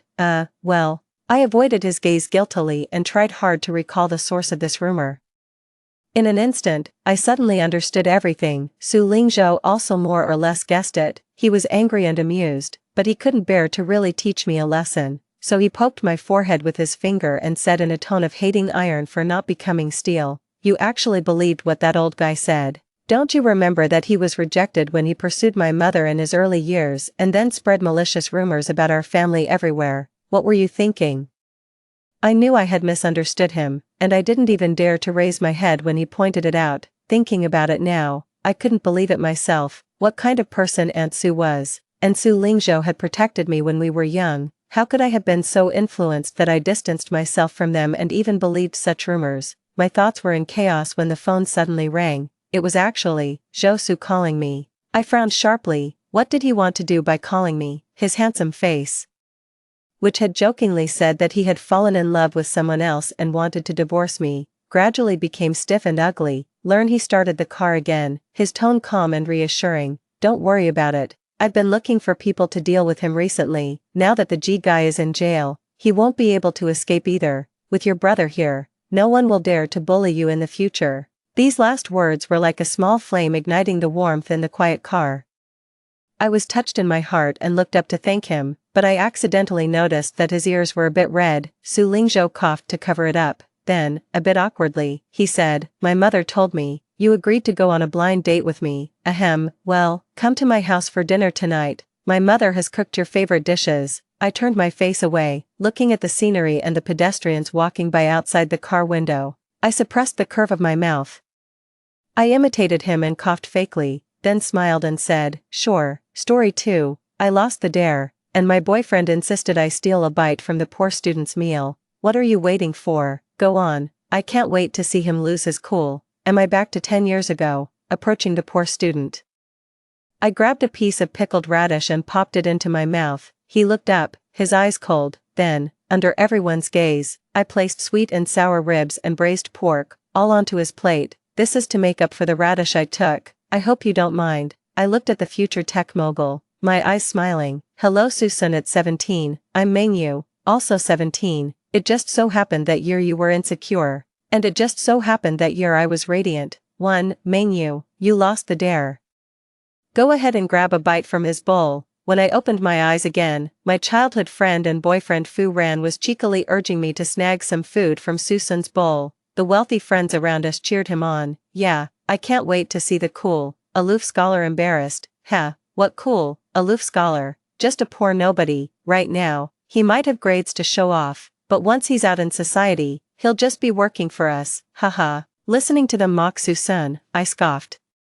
Birds of a feather flock together. As always, even the most innocent students have their own circles. I am the daughter of a government official. Fu Ran is the son of a wealthy businessman. We grew up together in the same luxurious neighborhood, childhood sweethearts. Thus, those we hung out with were all rich or noble. But I never liked this circle. However, I had no choice, as my parents restricted my social circle. Besides them, no one else played with me. 10 years ago, influenced by them, I took a piece of pickled radish from Susan's bowl. Then, I placed a chocolate I had with me next to his hand. That was the only interaction between him and me throughout our youth. Back then, he always walked with his head down, so low, as if he would sink into the dust at any moment. 2. 10 years later, I had completely forgotten about him, until we met again at a sweet potato stall. By then, he had become a famous tech mogul, a powerful and influential figure, whereas I, after my father's imprisonment and my husband's abandonment, had become the city's biggest joke. 3. Why take such a long detour just to buy these lousy sweet potatoes? A woman with a new Hermes complained by the stall. Hey, these aren't lousy sweet potatoes. These are golden sweet potatoes baked by the daughter of a chief. Mr. Zhou, is that really Miss Meng? She looks like she's in her 30s, guaranteed. After her father was brought down and Fu Ran left her, she ended up like this. That's too sad. Hearing them speak, the Hermes woman, stepping forward in her heels, approached me. Boss, give me 10 more sweet potatoes, make them tasty. I'm buying them for my housekeepers and drivers. I smiled ingratiatingly. Of course, miss, you are both beautiful and kind. Hearing me call her miss, she became even happier. Make it another 10. The man on the other side grabbed her. Why buy so much? You can't finish it all. She frowned disdainfully.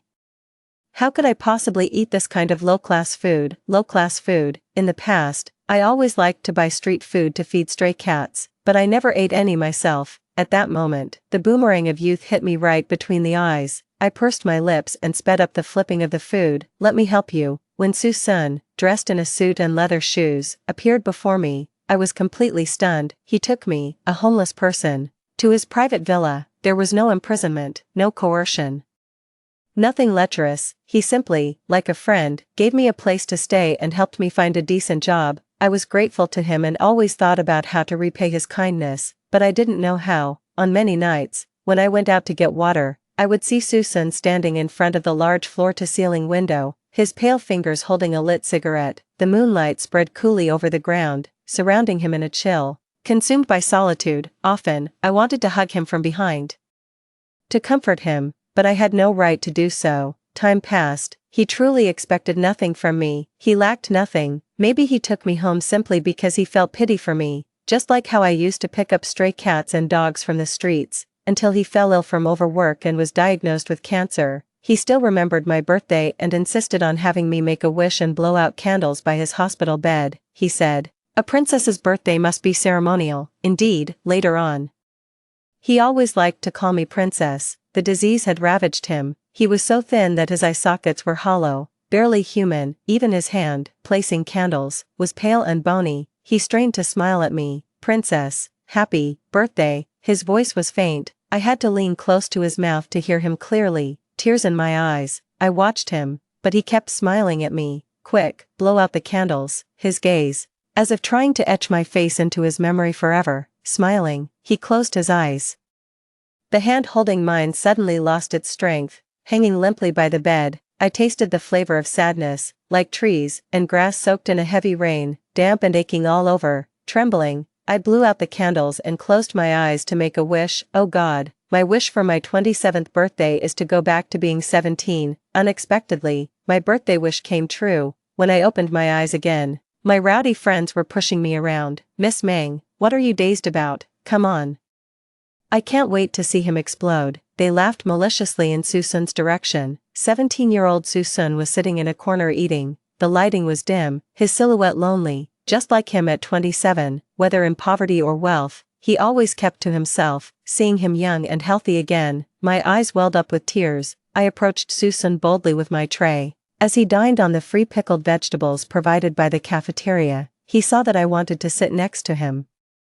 The already cramped space tightened further as he shifted to make room. My large tray held nothing but rice, pickled radish, pickled cabbage, and a bowl of broth with pickled vegetables that had no trace of oil. At that moment, I felt a piercing pain spread through my body. After he was diagnosed with cancer, he could have tried chemotherapy, but the doctor said his body was too weak, malnourished from his younger days, which had left him with chronic health issues. Ultimately, he didn't even survive the second round of chemotherapy. Looking at his gaunt face, I choked up. Could you let me have some?" I tried to control my emotions but couldn't complete my sentence. He must think I'm crazy. I composed myself and remained silent. Surprising him, I picked up a piece of radish and put it in my mouth. It was salty and astringent, like chewing wax. "Susun, I'm sorry I'm late." When I looked up again, I only saw his cold expression. "Classmate, you can get pickled radish for free over there. Please don't make such boring jokes." At this point in the cafeteria, many students had stopped eating and turned to look at us, their voices loud with discussion, especially the table in front of us, where the voices were loudest. "Haha, Miss Meng is really bold, daring to provoke the aloof genius. It's only your high school classmates who call him a genius." His nickname in elementary and middle school was Disaster. Oh, why do they call him Disaster? Isn't it because he caused the death of his biological parents? And also, hearing the word disaster, he clenched his fists, veins bulging on his pale skin. Before the girl at the front table could finish, I stood up. "Didn't your parents teach you not to gossip about classmates behind their backs?" Still not satisfied, I added, "You may have parents, but it seems you lack home training." The girl I confronted didn't dare to provoke me further, only muttering quietly, "Is she on the wrong medication? Didn't she used to tease Susun?" This angered me even more, and I was about to give her a piece of my mind, then I felt a cold touch on my hand. It was Susun holding me back. "Sit down and eat." His tone was calm, and his expression had returned to normal. After sitting down, under everyone's gaze, I moved all the sweet and sour ribs and braised pork from my bowl to his plate. I said with a pleading look, "This is to make up for eating your radish. I hope you don't mind. Oh, and although we've been classmates for so long, it seems we've never really met. Hello, 17-year-old Susun, I'm 17-year-old Mengyu." I smiled brightly and reached out my hand in friendship. My words poured out rapidly, and he just stared blankly as my mouth moved. "I'm full." After a pause, he dropped those words and left, leaving me stunned in place, and the chocolate I had almost squeezed to a pulp, still ungiven. After I arrived, I didn't eat anything at all. Later, feeling guilty, I gave him a piece of chocolate when I left. Fu Ran even mocked that this would be the best thing Susun would ever eat in his life. But 10 years later, while I was organizing Susun's study, I saw that piece of chocolate again on his desk. Susun had preserved it under a delicate glass dome filled with a special gas to prevent it from decaying. In that moment, countless thoughts flashed through my mind and a surge of emotions overwhelmed me. The chocolate in the palm of my hand revealed the secret he had kept hidden, but now, the vast differences in our social statuses and the great disparity made me suppress all those thoughts. After all, it's just a piece of chocolate. What could it really signify? I'm no longer the wealthy young lady I once was. What right do I have to stand by his side? Ha ha ha, Mengyu, that was rather harsh of you, giving your leftovers to the unlucky star. If anyone is insulting, it's you, the young mistress. Fu Ran plopped down next to me. I looked at him in surprise. So in their eyes, my actions were an insult to Susun. Could it be that Susun thought the same? Ah, what a fool I am. All I thought about was wanting him to eat well. But the way I expressed it was so upsetting. Pei Pei sat on the other side, speaking slowly. But why did you help that disaster earlier? Those girls weren't wrong. Susun caused the death of his own parents and his younger sister. If you get close to him, sooner or later, he'll bring disaster upon you too. Pei Pei was also part of our circle. As the son of the principal, he had considerable influence at school. He had a violent temper and often bullied his classmates under the guise of playing games. After my family fell into decline, Fu Ran's attitude towards me changed overnight. He began to encourage me to curry favor with Pei Pei, all for a big contract. But I foolishly continued to harbor illusions about them. After all, we had been friends for many years. It wasn't until a joint family trip, when Fu Ran went to the room next door and Pei Pei entered my room, that I realized how rotten our circle had become. I gave Pei Pei a cold look and retorted irritably, so superstitious, then why keep doing heartless things without fearing being struck by lightning one day? Pei Pei's face turned pale instantly. Mengyu, what did you say? Say that again if you dare. Seeing our confrontation escalating, Fu Ran quickly tried to mediate. No, Master Pei, she's not in her right mind today. Don't take it to heart. I shook off his disgusting, filthy hand. You're no better, a rotten person. Both were stunned by my sharp insults. They seemed not to understand how I had suddenly changed today. Before they could react, I quickly returned to the classroom. I couldn't stand to stay in this thoroughly rotten circle a moment longer. When I got back to the classroom, the bell for class had already rung. I had no choice but to wait until after class to explain to Susun that I hadn't meant to put my leftovers in his bowl. This class was my least favorite. Math. Although I wasn't in the mood to study, I forced myself to pay attention. In my previous life, it was because of neglecting subjects like this that I didn't get into a good university. After graduating from college, I married Fu Ran. I spent the first half of my life depending on my father, and the second half would depend on my husband. This is how people ruin themselves. So, after I broke away from that circle, due to my lack of specialized skills and impressive educational background, I found myself destitute, selling sweet potatoes. Given a second chance by fate, I was determined to seize it firmly. I listened intently, eyes wide open. For half a class, unfortunately, friends will leave you, husbands will betray you, but math won't, because what you don't know in math, you just don't know. Listening to a math class was like trying to understand an arcane script to me. Sighing, I looked around. My gaze settled to the left. There sat a figure, both unfamiliar yet familiar. Sitting upright attentively, eyes fixed on the blackboard, occasionally jotting down calculations on a piece of paper. He was lean, his face pale and gaunt, lacking vitality, with a persistent shade of light blue shadowing his brow. Compared to his commanding presence 10 years later, he now appeared somewhat green and insecure. Mengyu, what are you staring at? Stand up and tell us. Caught staring at Susun too intently, I was called out by the old math teacher, calmly standing up. I cheekily replied, I was looking at Susun. The class erupted in murmurs. Only Susun continued to quietly work on his problems, though his farriers visibly reddened. My math was poor, and this bold declaration only infuriated the teacher further. Come on, tell me, what about him are you looking at? Don't even think of leaving class until you explain, I said with a beaming smile, because he's handsome. That remark set the whole class abuzz. as expected, I was asked to leave the classroom. However, given my father's status, it wasn't long before another teacher took me to the office to cool off in the air conditioning. After class, I couldn't wait to find Susan to explain about the meal. He kept his head down, working on problems, and didn't look at me, merely responding lightly.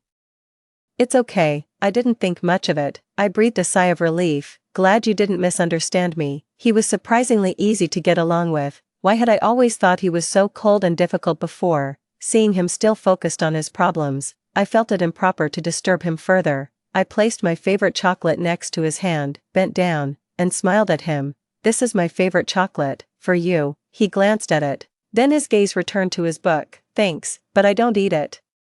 It's really tasty, just try it." I peeled off the chocolate's foil wrapper and popped it into his mouth. My fingertips brushed his lips, sending a tingling sensation through my body. He looked at me in shock. I was flustered, time seemed to stop, and he even forgot to chew, my face burning, but with no turning back. I bravely said, "Tastes good, right?" I didn't lie. "I'll bring you some every day." With that, I ran off. When school was over, Fu Ran blocked my way home. I frowned at him. "What's up?" His arms crossed, his expression displeased. "What's gotten into you today? Why are you so nice to that Jinx?" "I want to." "Why do you care?" He grabbed my shoulders. "Today, because of Susun, you offended Pei Pei. Susun will become his next target in his games." "No way. Is he crazy? If he has a problem, he should come at me." Hearing Susun's name made me anxious. Fu Ran's eyes darkened as he gripped my chin, his words deliberate. "Mengyu, don't tell me you've fallen for that trash." With a sneer, I said, "If I don't love him, do you think I'd love someone like you, Mengyu?" He was infuriated by my words, angrily pushing me against the wall and kissing me forcefully. Memories of the past flashed through my mind. I felt so disgusted that I almost threw up. I pushed him away with all my might and slapped him across the face. "What are you doing, Fu Ran?" He loomed over me, using his strength to pin me tightly between his arms. "What am I doing? Didn't I tell you that the woman you saw that day was my sister? Weren't you just trying to provoke me by bringing up Susun?" "Wow, this scumbag. I've really had it with him." Just as I was about to retort, I caught a glimpse of someone out of the corner of my eye. Susun. He was holding a trash can, walking towards the classroom. As he passed by, his gaze fell on Fu Ran and me. In just a second, he casually shifted his gaze away and continued on his way. My chest felt painfully tight. So he must think again that I approached him just to irritate Fu Ran. I seized the moment to deliver a strong hit to Fu Ran's vulnerable spot. Fu Ran doubled over in pain. "If you're sick, go see a doctor." "Okay." I dropped that line and ran after Susun. "Susun." It took me a while to catch up to him. I grabbed his sleeve and explained, "I don't like Fu Ran. He's a scoundrel. He forced me just now." Susun kept walking. His long strides meant that his quick pace was like a jog to me. As he moved swiftly, he responded, "Miss Meng, I'm not interested in your romantic affairs. You don't need to explain. He's not my boyfriend." Then, remembering that we hadn't officially broken up, I added, "Although we haven't broken up yet, we will soon." He stopped, looked at me seriously, and said, "Mengyu, I'm neither interested nor have the time to be a plaything for you wealthy folks. Please don't talk to me anymore." "Thank you." The last two words, he almost gritted out.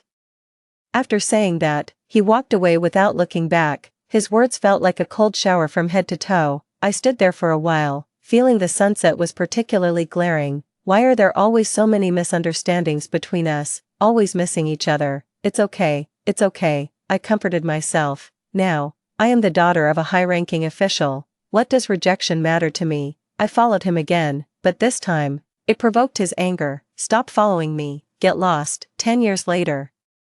It was just like 10 years ago. This was the first time in all our time together that he had been so harsh with me. Looking at his fierce demeanor, I felt helpless. After a while, I managed to muster a smile. "Well then, goodbye, see you tomorrow." Turning away, my eyes moist, my heart felt choked. For several days, I left chocolates on his desk. Of course, he threw them all into the trash can. I stared at the chocolates in the trash for a long time, feeling lost, sad, powerless.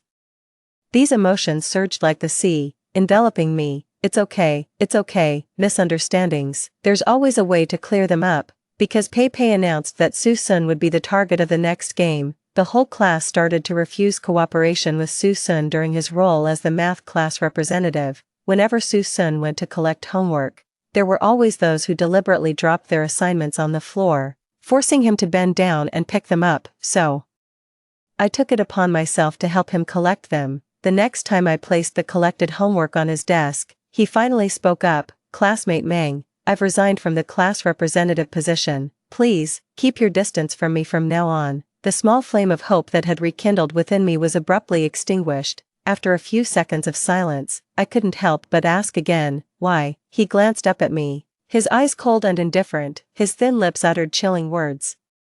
"Because I hate you." I don't remember how I managed to return to my seat. That entire day, I was utterly distraught. I couldn't understand why, even after returning 10 years back, was it still so difficult? "Oh God, please tell me, what should I do next?" "Meng, come to my office," the class teacher called out during my moment of gloom, which brightened my spirits. Our class teacher was a young woman, and my mother always tried to win her over by gifting her designer handbags to look after me. She was incorruptible. Having entered this profession with a dream of teaching, she always insisted that I return these bags to my home, but I knew, in this world, no one is incorruptible. You think she is upright and clean because the price you offer isn't something she desires. Absolute power leads to absolute corruption. This time, I didn't just obediently return the handbags. Instead, I closed the door to her office and gently pushed the Chanel bag she handed me back towards her. With a smile, I said, "Teacher Chen, your bag looks really nice." I moved my chair closer to her and continued under her surprised gaze. "Teacher Chen, I heard your husband and child are in Jincheng. It would be great if his job could be relocated to Hangzhou." At the mention of this, her eyes lit up. I lowered my voice so only the two of us could hear. "My father has a comrade who is a key figure in Hangzhou's personnel department." After pondering for a moment, Teacher Chen took the bag back and said softly, "This bag was recommended by your mother. It is indeed beautiful." Teacher Chen was very efficient. Before the class bell even rang, I found myself seated next to Su Sun. And Fu Ran, who was previously seated close to us, was now distanced miles away, fuming with anger. He was helpless. Under the class teacher's carrot and stick approach, Su Sun had no choice but to set aside our past grievances and reluctantly became my math tutor. Su Sun taught half-heartedly, but I studied with utmost seriousness. In this new chance at life, I truly did not want to be a useless person dependent on others anymore. Yet, math was truly nauseating, for those who excelled.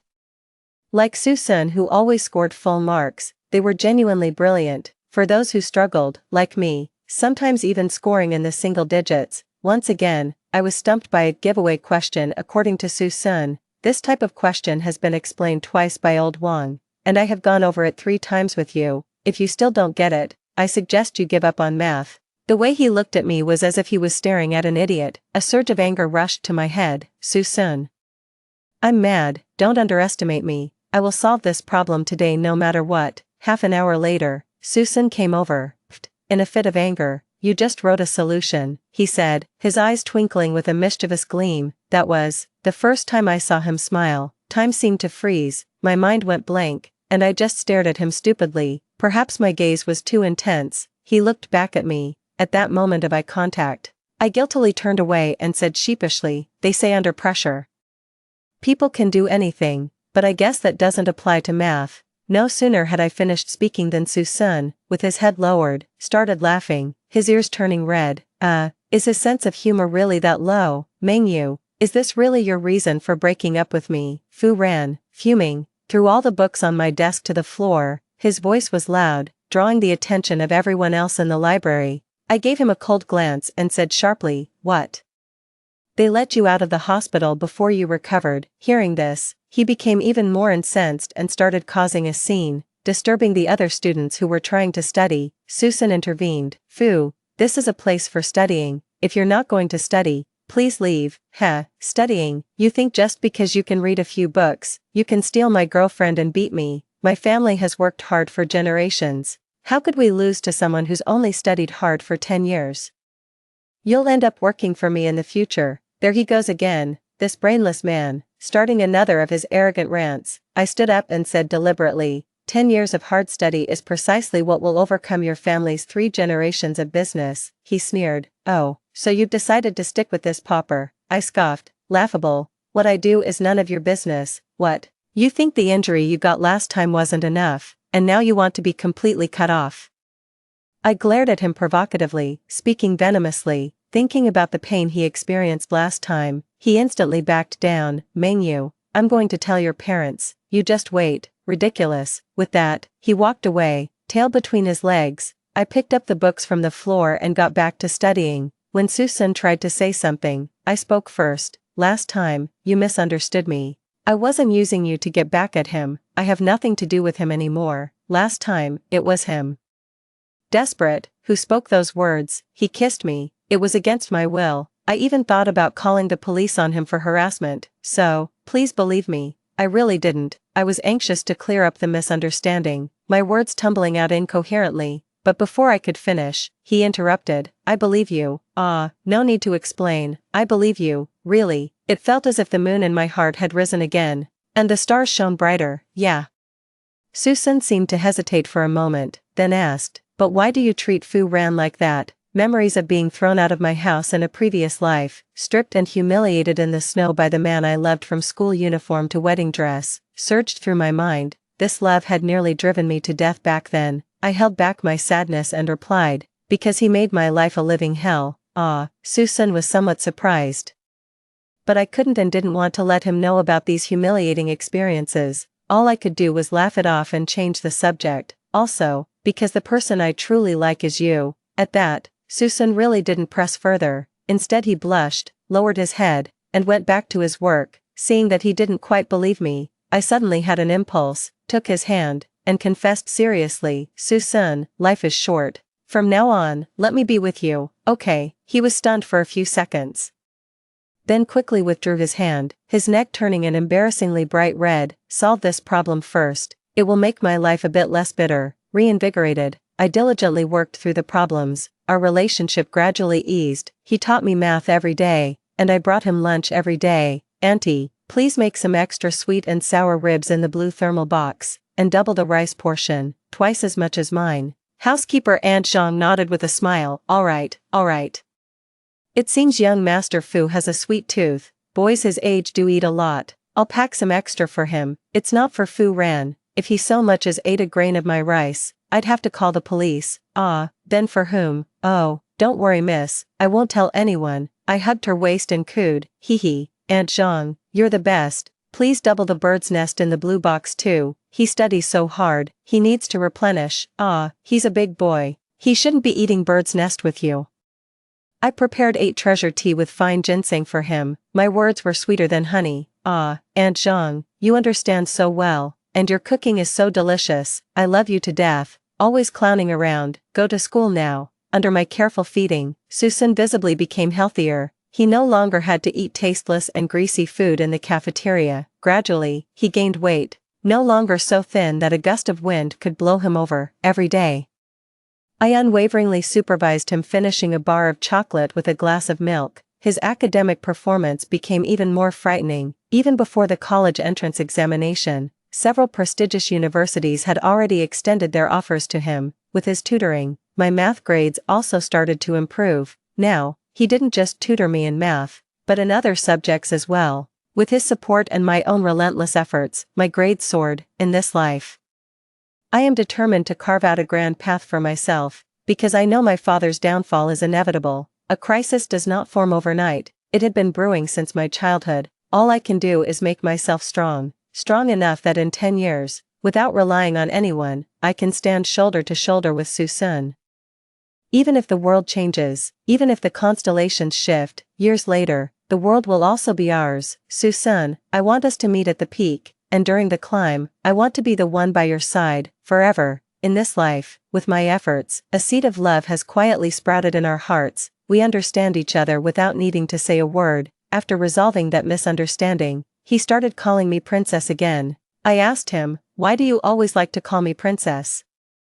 After thinking it over seriously, he said, the day you offered me sweet and sour pork ribs as a friendly gesture, you were like a princess saving the world from suffering. Though high above, you are extremely kind. I laughed brightly but felt a bit puzzled inside. In my past life, I never made the first move towards him. Why did he still call me princess later on? But the answer doesn't matter anymore, because, in the long journey of life, I will be there with you. The day the autonomous admission exam at University A ended, I went to use the restroom. and just like that, Susan disappeared. A bad premonition welled up inside me. Sure enough, it was Fu Ran who had found Pei Pei, and they used the dirtiest and most despicable means to bully Susan. During this period, because I was always by Susan's side, Pei Pei didn't have the opportunity to lay hands on him. This time, they dragged him into a small alley near the school. By the time I got there, a few people were holding Susan, while Fu Ran and Pei Pei took turns hitting him. Susan's face was contorted, his hands covering his abdomen, falling to the ground in pain. His breathing was rapid and unstable, sweat beading on his forehead, but he clenched his teeth, refusing to let any moans escape. Pei Pei spat out, "Damn, such a tough bone, won't beg for mercy even close to death." Just as his fist was about to hit Susan again, I pulled out my phone to make a call. Hearing the sound, Pei Pei turned to look at me with ill intentions and walked towards me. "What? Miss Meng is going to call the police." I clenched my fist, staring back at him fearlessly. He arrogantly continued, "Ha, call the police? Doesn't Miss Meng know what my uncle does in the police department?" As he was about to snatch my phone, I immediately spoke with a crying tone. "Hello, Dad, I'm in the alley by the school. Please come save me." Hearing this, Pei Pei panicked a bit. "Fu Ran, didn't you say her dad went to Beijing?" I threatened. "Even if he went to Beijing, try touching me and see what happens." "Fu Ran, does your family's company no longer want to go public?" Right then, the shrill sound of police sirens grew closer. The group panicked and scattered. I helped Susan up and took him home. All the way, looking at his injuries, I felt both sad and guilty. If it weren't for me, those scoundrels wouldn't have targeted him. If it weren't for me, he wouldn't have been hurt today. "Princess," Susan interrupted my ramblings and continuous apologies. This is the 100th time you've said sorry." "Ah, sorry, am I being too annoying?" "The 101st time. I never expected that Susan would be living in the medical staff quarters where I lived as a child." The once bustling medical staff quarters were now dilapidated and barely inhabited. Susan's home was old but clean. After knocking, Susan's grandmother, with her hair fully white, opened the door for us. Her vision was somewhat blurry, and her movements were no longer as nimble. Yet, Grandma knew he had been hurt and kept asking him if he had been fighting with someone. Susan was hesitant and couldn't give a clear answer. I took it upon myself to explain to Grandma. "Grandma, I'm Susan's classmate, Meng Yu. You didn't know, but today I was bullied by some thugs, and Susan rescued me. However, he got hurt in the process. Grandma, he's my hero." After hearing this, Grandma first praised Susan extensively, then, she began to grumble about telling the teacher to seek justice for us. After much persuasion from me, she finally agreed to temporarily hold off on reporting the incident and went to make us some noodles instead. Once we got to Susan's bedroom, I began applying medicine to his wounds. Before we even finished, his expression suddenly twisted in pain. "Play on the computer for a bit, I need to use the restroom," he said, leaving me alone, utterly bored. At that moment, an old-fashioned computer that was turned on caught my attention with a particular folder. I clicked on it, only to find it required a password. The stars in the sky blink and wink. Seeing this phrase, my hands involuntarily typed a few characters on the keyboard. "There's a rag doll by the roadside." To my surprise, it unlocked. It was as if an autoplay button had been pressed. The nursery rhyme echoed in my mind, recited by a gentle female voice once again. Inside the folder were numerous diary entries from Susan's mother. December 25, 1996. "Today, I found out I'm pregnant and was also promoted to attending physician. I've worked so hard for so many years, and finally, I have a good return. All this good fortune must have come from you, my baby. You truly are mommy's lucky star. Let's call you little lucky star." May 20th, 1997, just at the unit. My senior colleague personally examined me and confidentially told me that it's a boy. Su Chong asked what name we should give to the child. Since his nickname is Lucky Star, perhaps his formal name should be Wuyo. Su Wuyo, Su Wuyo, may you live a life free of worries. Wuyo, your mom and dad will love you dearly. March 17, 2002, my Wuyo really loves candied haws, just like his father, so fond of sweets. I've been promoted to chief physician, but I still owe it to my senior colleague's recommendation. It turns out her husband is so capable, holding such a high position at such a young age, but she always has a drink before going to the operating table, a habit that no amount of persuasion can break. I'm really worried something might happen, but on a happier note, Su Chong's sketches are selling better and better, and everything at home is moving in a good direction. Our savings have also started to increase. Wuyo asks every day for a little brother or sister, which isn't feasible. I didn't realize when Su-sun had sat down beside me. I jumped, quickly wiping away my tears, but before I could explain or apologize, he spoke first. It turns out that he, like me, once lived in an incredibly happy family. His mother was a doctor and his father a painter, with favorable family conditions. He was the apple of their eye. That was until his mother passed away. Every child wishes for their parents to be in love, except me. Ever since the year my mother passed, my birthday wish every year has been for my dad to stop loving her. Unfortunately, heaven didn't heed my wishes. He continued to love her forever, loving her so much that he was willing to give up on me, and even life itself. Su-sun spoke these words with a calmness as if a light breeze was passing by. Yet, my tears, once again, began to fall. Su-sun's mother had died from complications during a premature labor due to a medical accident, yet, his father blamed everything on Su-sun. Disaster, as everyone calls me. People usually detest their nicknames, feeling insulted by them, but I can't because this nickname was given by my father. He said I was a disaster, that I caused the death of my mother and sister. My original name was Su Wuyo, meaning carefree, but he changed it to Su-sun. He said, how could I live a life without worries after causing the death of my mother and sister? Su-sun's eyes were hollow as he stared out the window, his tone so neutral it was as if he was talking about someone else's life. Dad was right, the premature labor was my fault. I insisted on having gourds in the middle of the night. At that hour, most shops were closed. My mother, pregnant with my sister, had to cross several streets before she found some on her way back.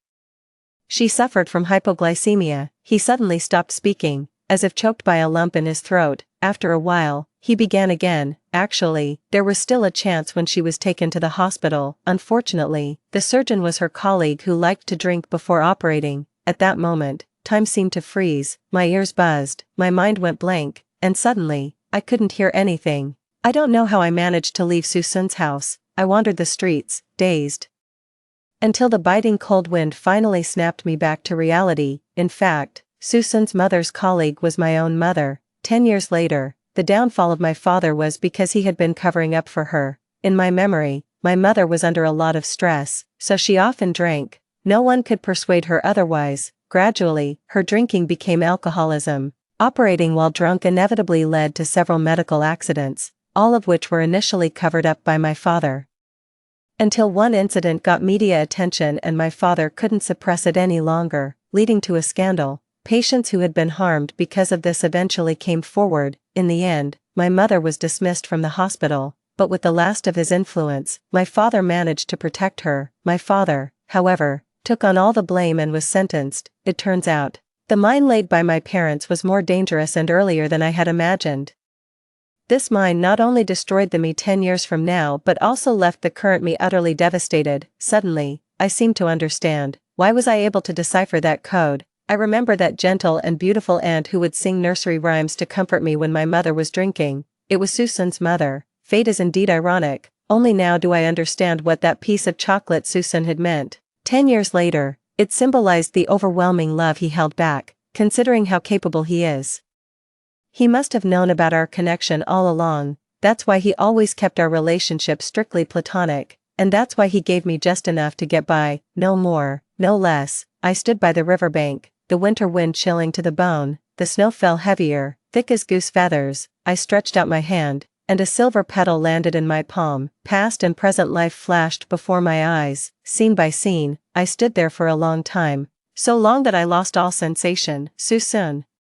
If heaven is willing to give us another chance, it means our fate is destined. Whether you are Su-sun or Su Wuyo, you are the love of my life. Mengyu, we are destined to embrace each other in this world filled with pain and love. If it's meant to be, I wish to walk through life with you. If it's a doomed fate, I will follow you to the underworld. Mengyu. I looked towards the voice. At the end of the long street, the twilight was dim. Su-sun stood there, his figure upright. My tears instantly overflowed. He walked towards me, step by step. I'd been looking for you for a long time. What are you doing here alone? My voice was almost too hoarse to speak. How did you get here? You looked like you were in a trance when you left the house. The more I thought about it, the more wrong it seemed. So I came looking for you. Su-sun took off his scarf and wrapped it around my neck. I felt warmth spread through me. I looked at him. my vision blurring more and more. Susun. You are the one I would choose even if the whole world were against it, even if it means being cursed by thousands. I still decided to give it a try, even if I'm just a small page in your story, even if I can only be a small wave in the river of your life. I have to tell you. I took a deep breath, looked earnestly into his eyes, and slowly began. Susun, do you know why I was able to decipher that code? He looked back at me, silent. It's because that nursery rhyme was taught to me by your mother. Hearing the word mother, his eyes lit up. I continued, and my mother was the senior sister mentioned in your mother's diary. His pupils dilated, and his face turned pale. He stood there motionless for a long time, like a marionette. His reaction was as expected. Time slowly passed, until we were both covered in a thick layer of snow. I slowly said, let's go home, goodbye, Susun. I turned around, crying inconsolably. Today is my 17th birthday. Susun is not by my side, facing the heavy snow. I make a wish, dear heaven. My wish for my 17th birthday is for Susun to be safe and healthy for the rest of his life. In the days that followed, Susun and I seemed to return to the way we were at the beginning. I couldn't bring myself to reach out to him anymore. Even though I still placed chocolates on his desk every day, I never saw him eat them, nor did I see him throw them away. However, the fact that he still chose to sit with me was a good outcome. I didn't hope for anything more. Soon, winter passed and spring arrived. The college entrance exams were approaching, and time became increasingly tight. This time, driven by a frenzied determination, my grades improved steadily, although I still struggled with math. Fortunately, I knew Susun's habits well. He would mark important questions with a red pen. I could sneak a look. His notebooks were meticulously organized, categorizing various methods and common errors, the handwriting neat and the arrangement clear. And since he never took his notebooks home, I easily obtained what could be called a top student's treasure trove. After overcoming my weaknesses, my ranking steadily closed the gap with Susun. The mallow flowers bloomed, and the long summer stretched ahead. Once again, I entered the examination hall for the college entrance exams. After the results were released, I was ranked first in the school. Susun's results couldn't be found. Top universities like Tsinghua and Peking tried to call him but couldn't get through. They came directly to the school to recruit him. Later, I moved some money from home and, under the guise of the nanny, Mrs. Zhang, I gave Susun 1 million yuan in the name of sponsoring the top scholar. In the future, he would need this money as startup capital. In this life, I didn't want him to exhaust himself again, slowly saving up this money through sheer physical toll. As a result, I was whipped by my father and left covered in scars, because I told him that I had gambled away the million yuan. For several days, I was beaten so badly that I couldn't get out of bed, but ultimately, as his daughter, after he sternly warned me never to gamble again, he let me be. On the day of our graduation dinner, I drank several bottles of alcohol. Alcohol emboldens the cowardly. Once again, I found myself outside Susun's apartment. He came downstairs and upon seeing me, his eyes shimmered with emotion, but he hesitated to speak. The sky was overcast, ripped apart by a dazzling streak of light. Looking at his face, so familiar, I felt like crying. Susun, I know you can't accept me, but that's okay. Can you let me finish what I have to say? Seeing my tearful eyes, he could only nod. Susun, in the days to come, you must take good care of your health. You can't keep eating pickles and fermented tofu every day. You need better nutrition. Also, no matter how busy you are with your studies and career, you must get enough sleep. Of course, there's one more very important thing. After you graduate from college, you must get a thorough annual checkup, especially your liver. I was getting more urgent and emotional as I spoke, but before I could finish, he interrupted me. Mengyu, let's go to hell together. His voice was cool and detached, and I was taken aback for a moment. I stared wide-eyed, the sudden warmth on my lips rendering me momentarily speechless. When I came to my senses, I hugged him back tightly. Large raindrops began to fall. Soon, the rain was like a curtain, pouring down heavily. Princess, it's raining. His voice was right by my ear as I looked out over the city shrouded in mist, feeling as if I were dreaming. The rain kept getting heavier, yet I couldn't bring myself to let go. It had taken all my strength and all the luck of my lifetime to embrace you so completely. A decade later, my parents ended up with the same fate. During these 10 years, no matter how much I tried to persuade, I couldn't change the fact that my mother was an alcoholic. Of course, my father's increasingly wayward path didn't change either. That was to be expected. I had seen his confession after he was caught. in the video. I didn't see any heartfelt remorse, all I saw was him accepting his fate with composure, so no matter how many times I might relive this life, I can't change that inevitable conclusion. Susun still ended up with cancer, but fortunately, it was discovered early this time, thanks to my meticulous care over the past decade, and his rigorous exercise routine under my watch, along with his early nights and early mornings. His body managed to withstand the surgery to remove part of his liver. Because he was in good physical health, he recovered quickly. However, the doctors said there was a possibility of recurrence, so he needed to live a regular life and keep his spirits up. I smiled confidently, with me around, I won't give those cancer cells any chance. 31. Susun, the hardships of fate have pushed you to the edge of a cliff, so let me sit with you at this cliff's edge, admire the flowing mist and fog, and from now on, we'll be inseparable in life and death. End of text. Susun side story. 1. Actually, calling Mengyu a princess started with our first meeting. Back then, my grandmother always tried to sneak into the rich neighborhood to scavenge through trash because even the garbage bins of the wealthy were full of treasures. One day, she was caught by security, she was pushed to the ground and couldn't get up. After receiving the call, I ran frantically to the rich area until I found my grandmother, and only then did my heart slightly calm down. While helping my grandmother home, I passed by Mengyu's house. At that time, she was hosting a birthday party. Her home was splendid, like a castle from a fairy tale. I saw her parents, relatives, and many classmates all around her. She stood in the center, smiling brightly and radiantly, and there I was outside, peering in, like a rat in the gutter, trying to glimpse the world's most beautiful princess. Unexpectedly, we met again at school later. Her boyfriend forced her to pick food for my plate. But all I had in my bowl was the free pickled vegetables from the cafeteria. At that moment, my inferiority was fully exposed. I knew she despised my food because it wasn't what her kind would eat. Luckily, she didn't eat it because how could a princess eat such things? Perhaps it was a whim, but before leaving, she gave me a piece of chocolate, too. Yet, her casual gesture stirred ripples in my life. When we met again, the once high and mighty princess was selling sweet potatoes, covered in dirt.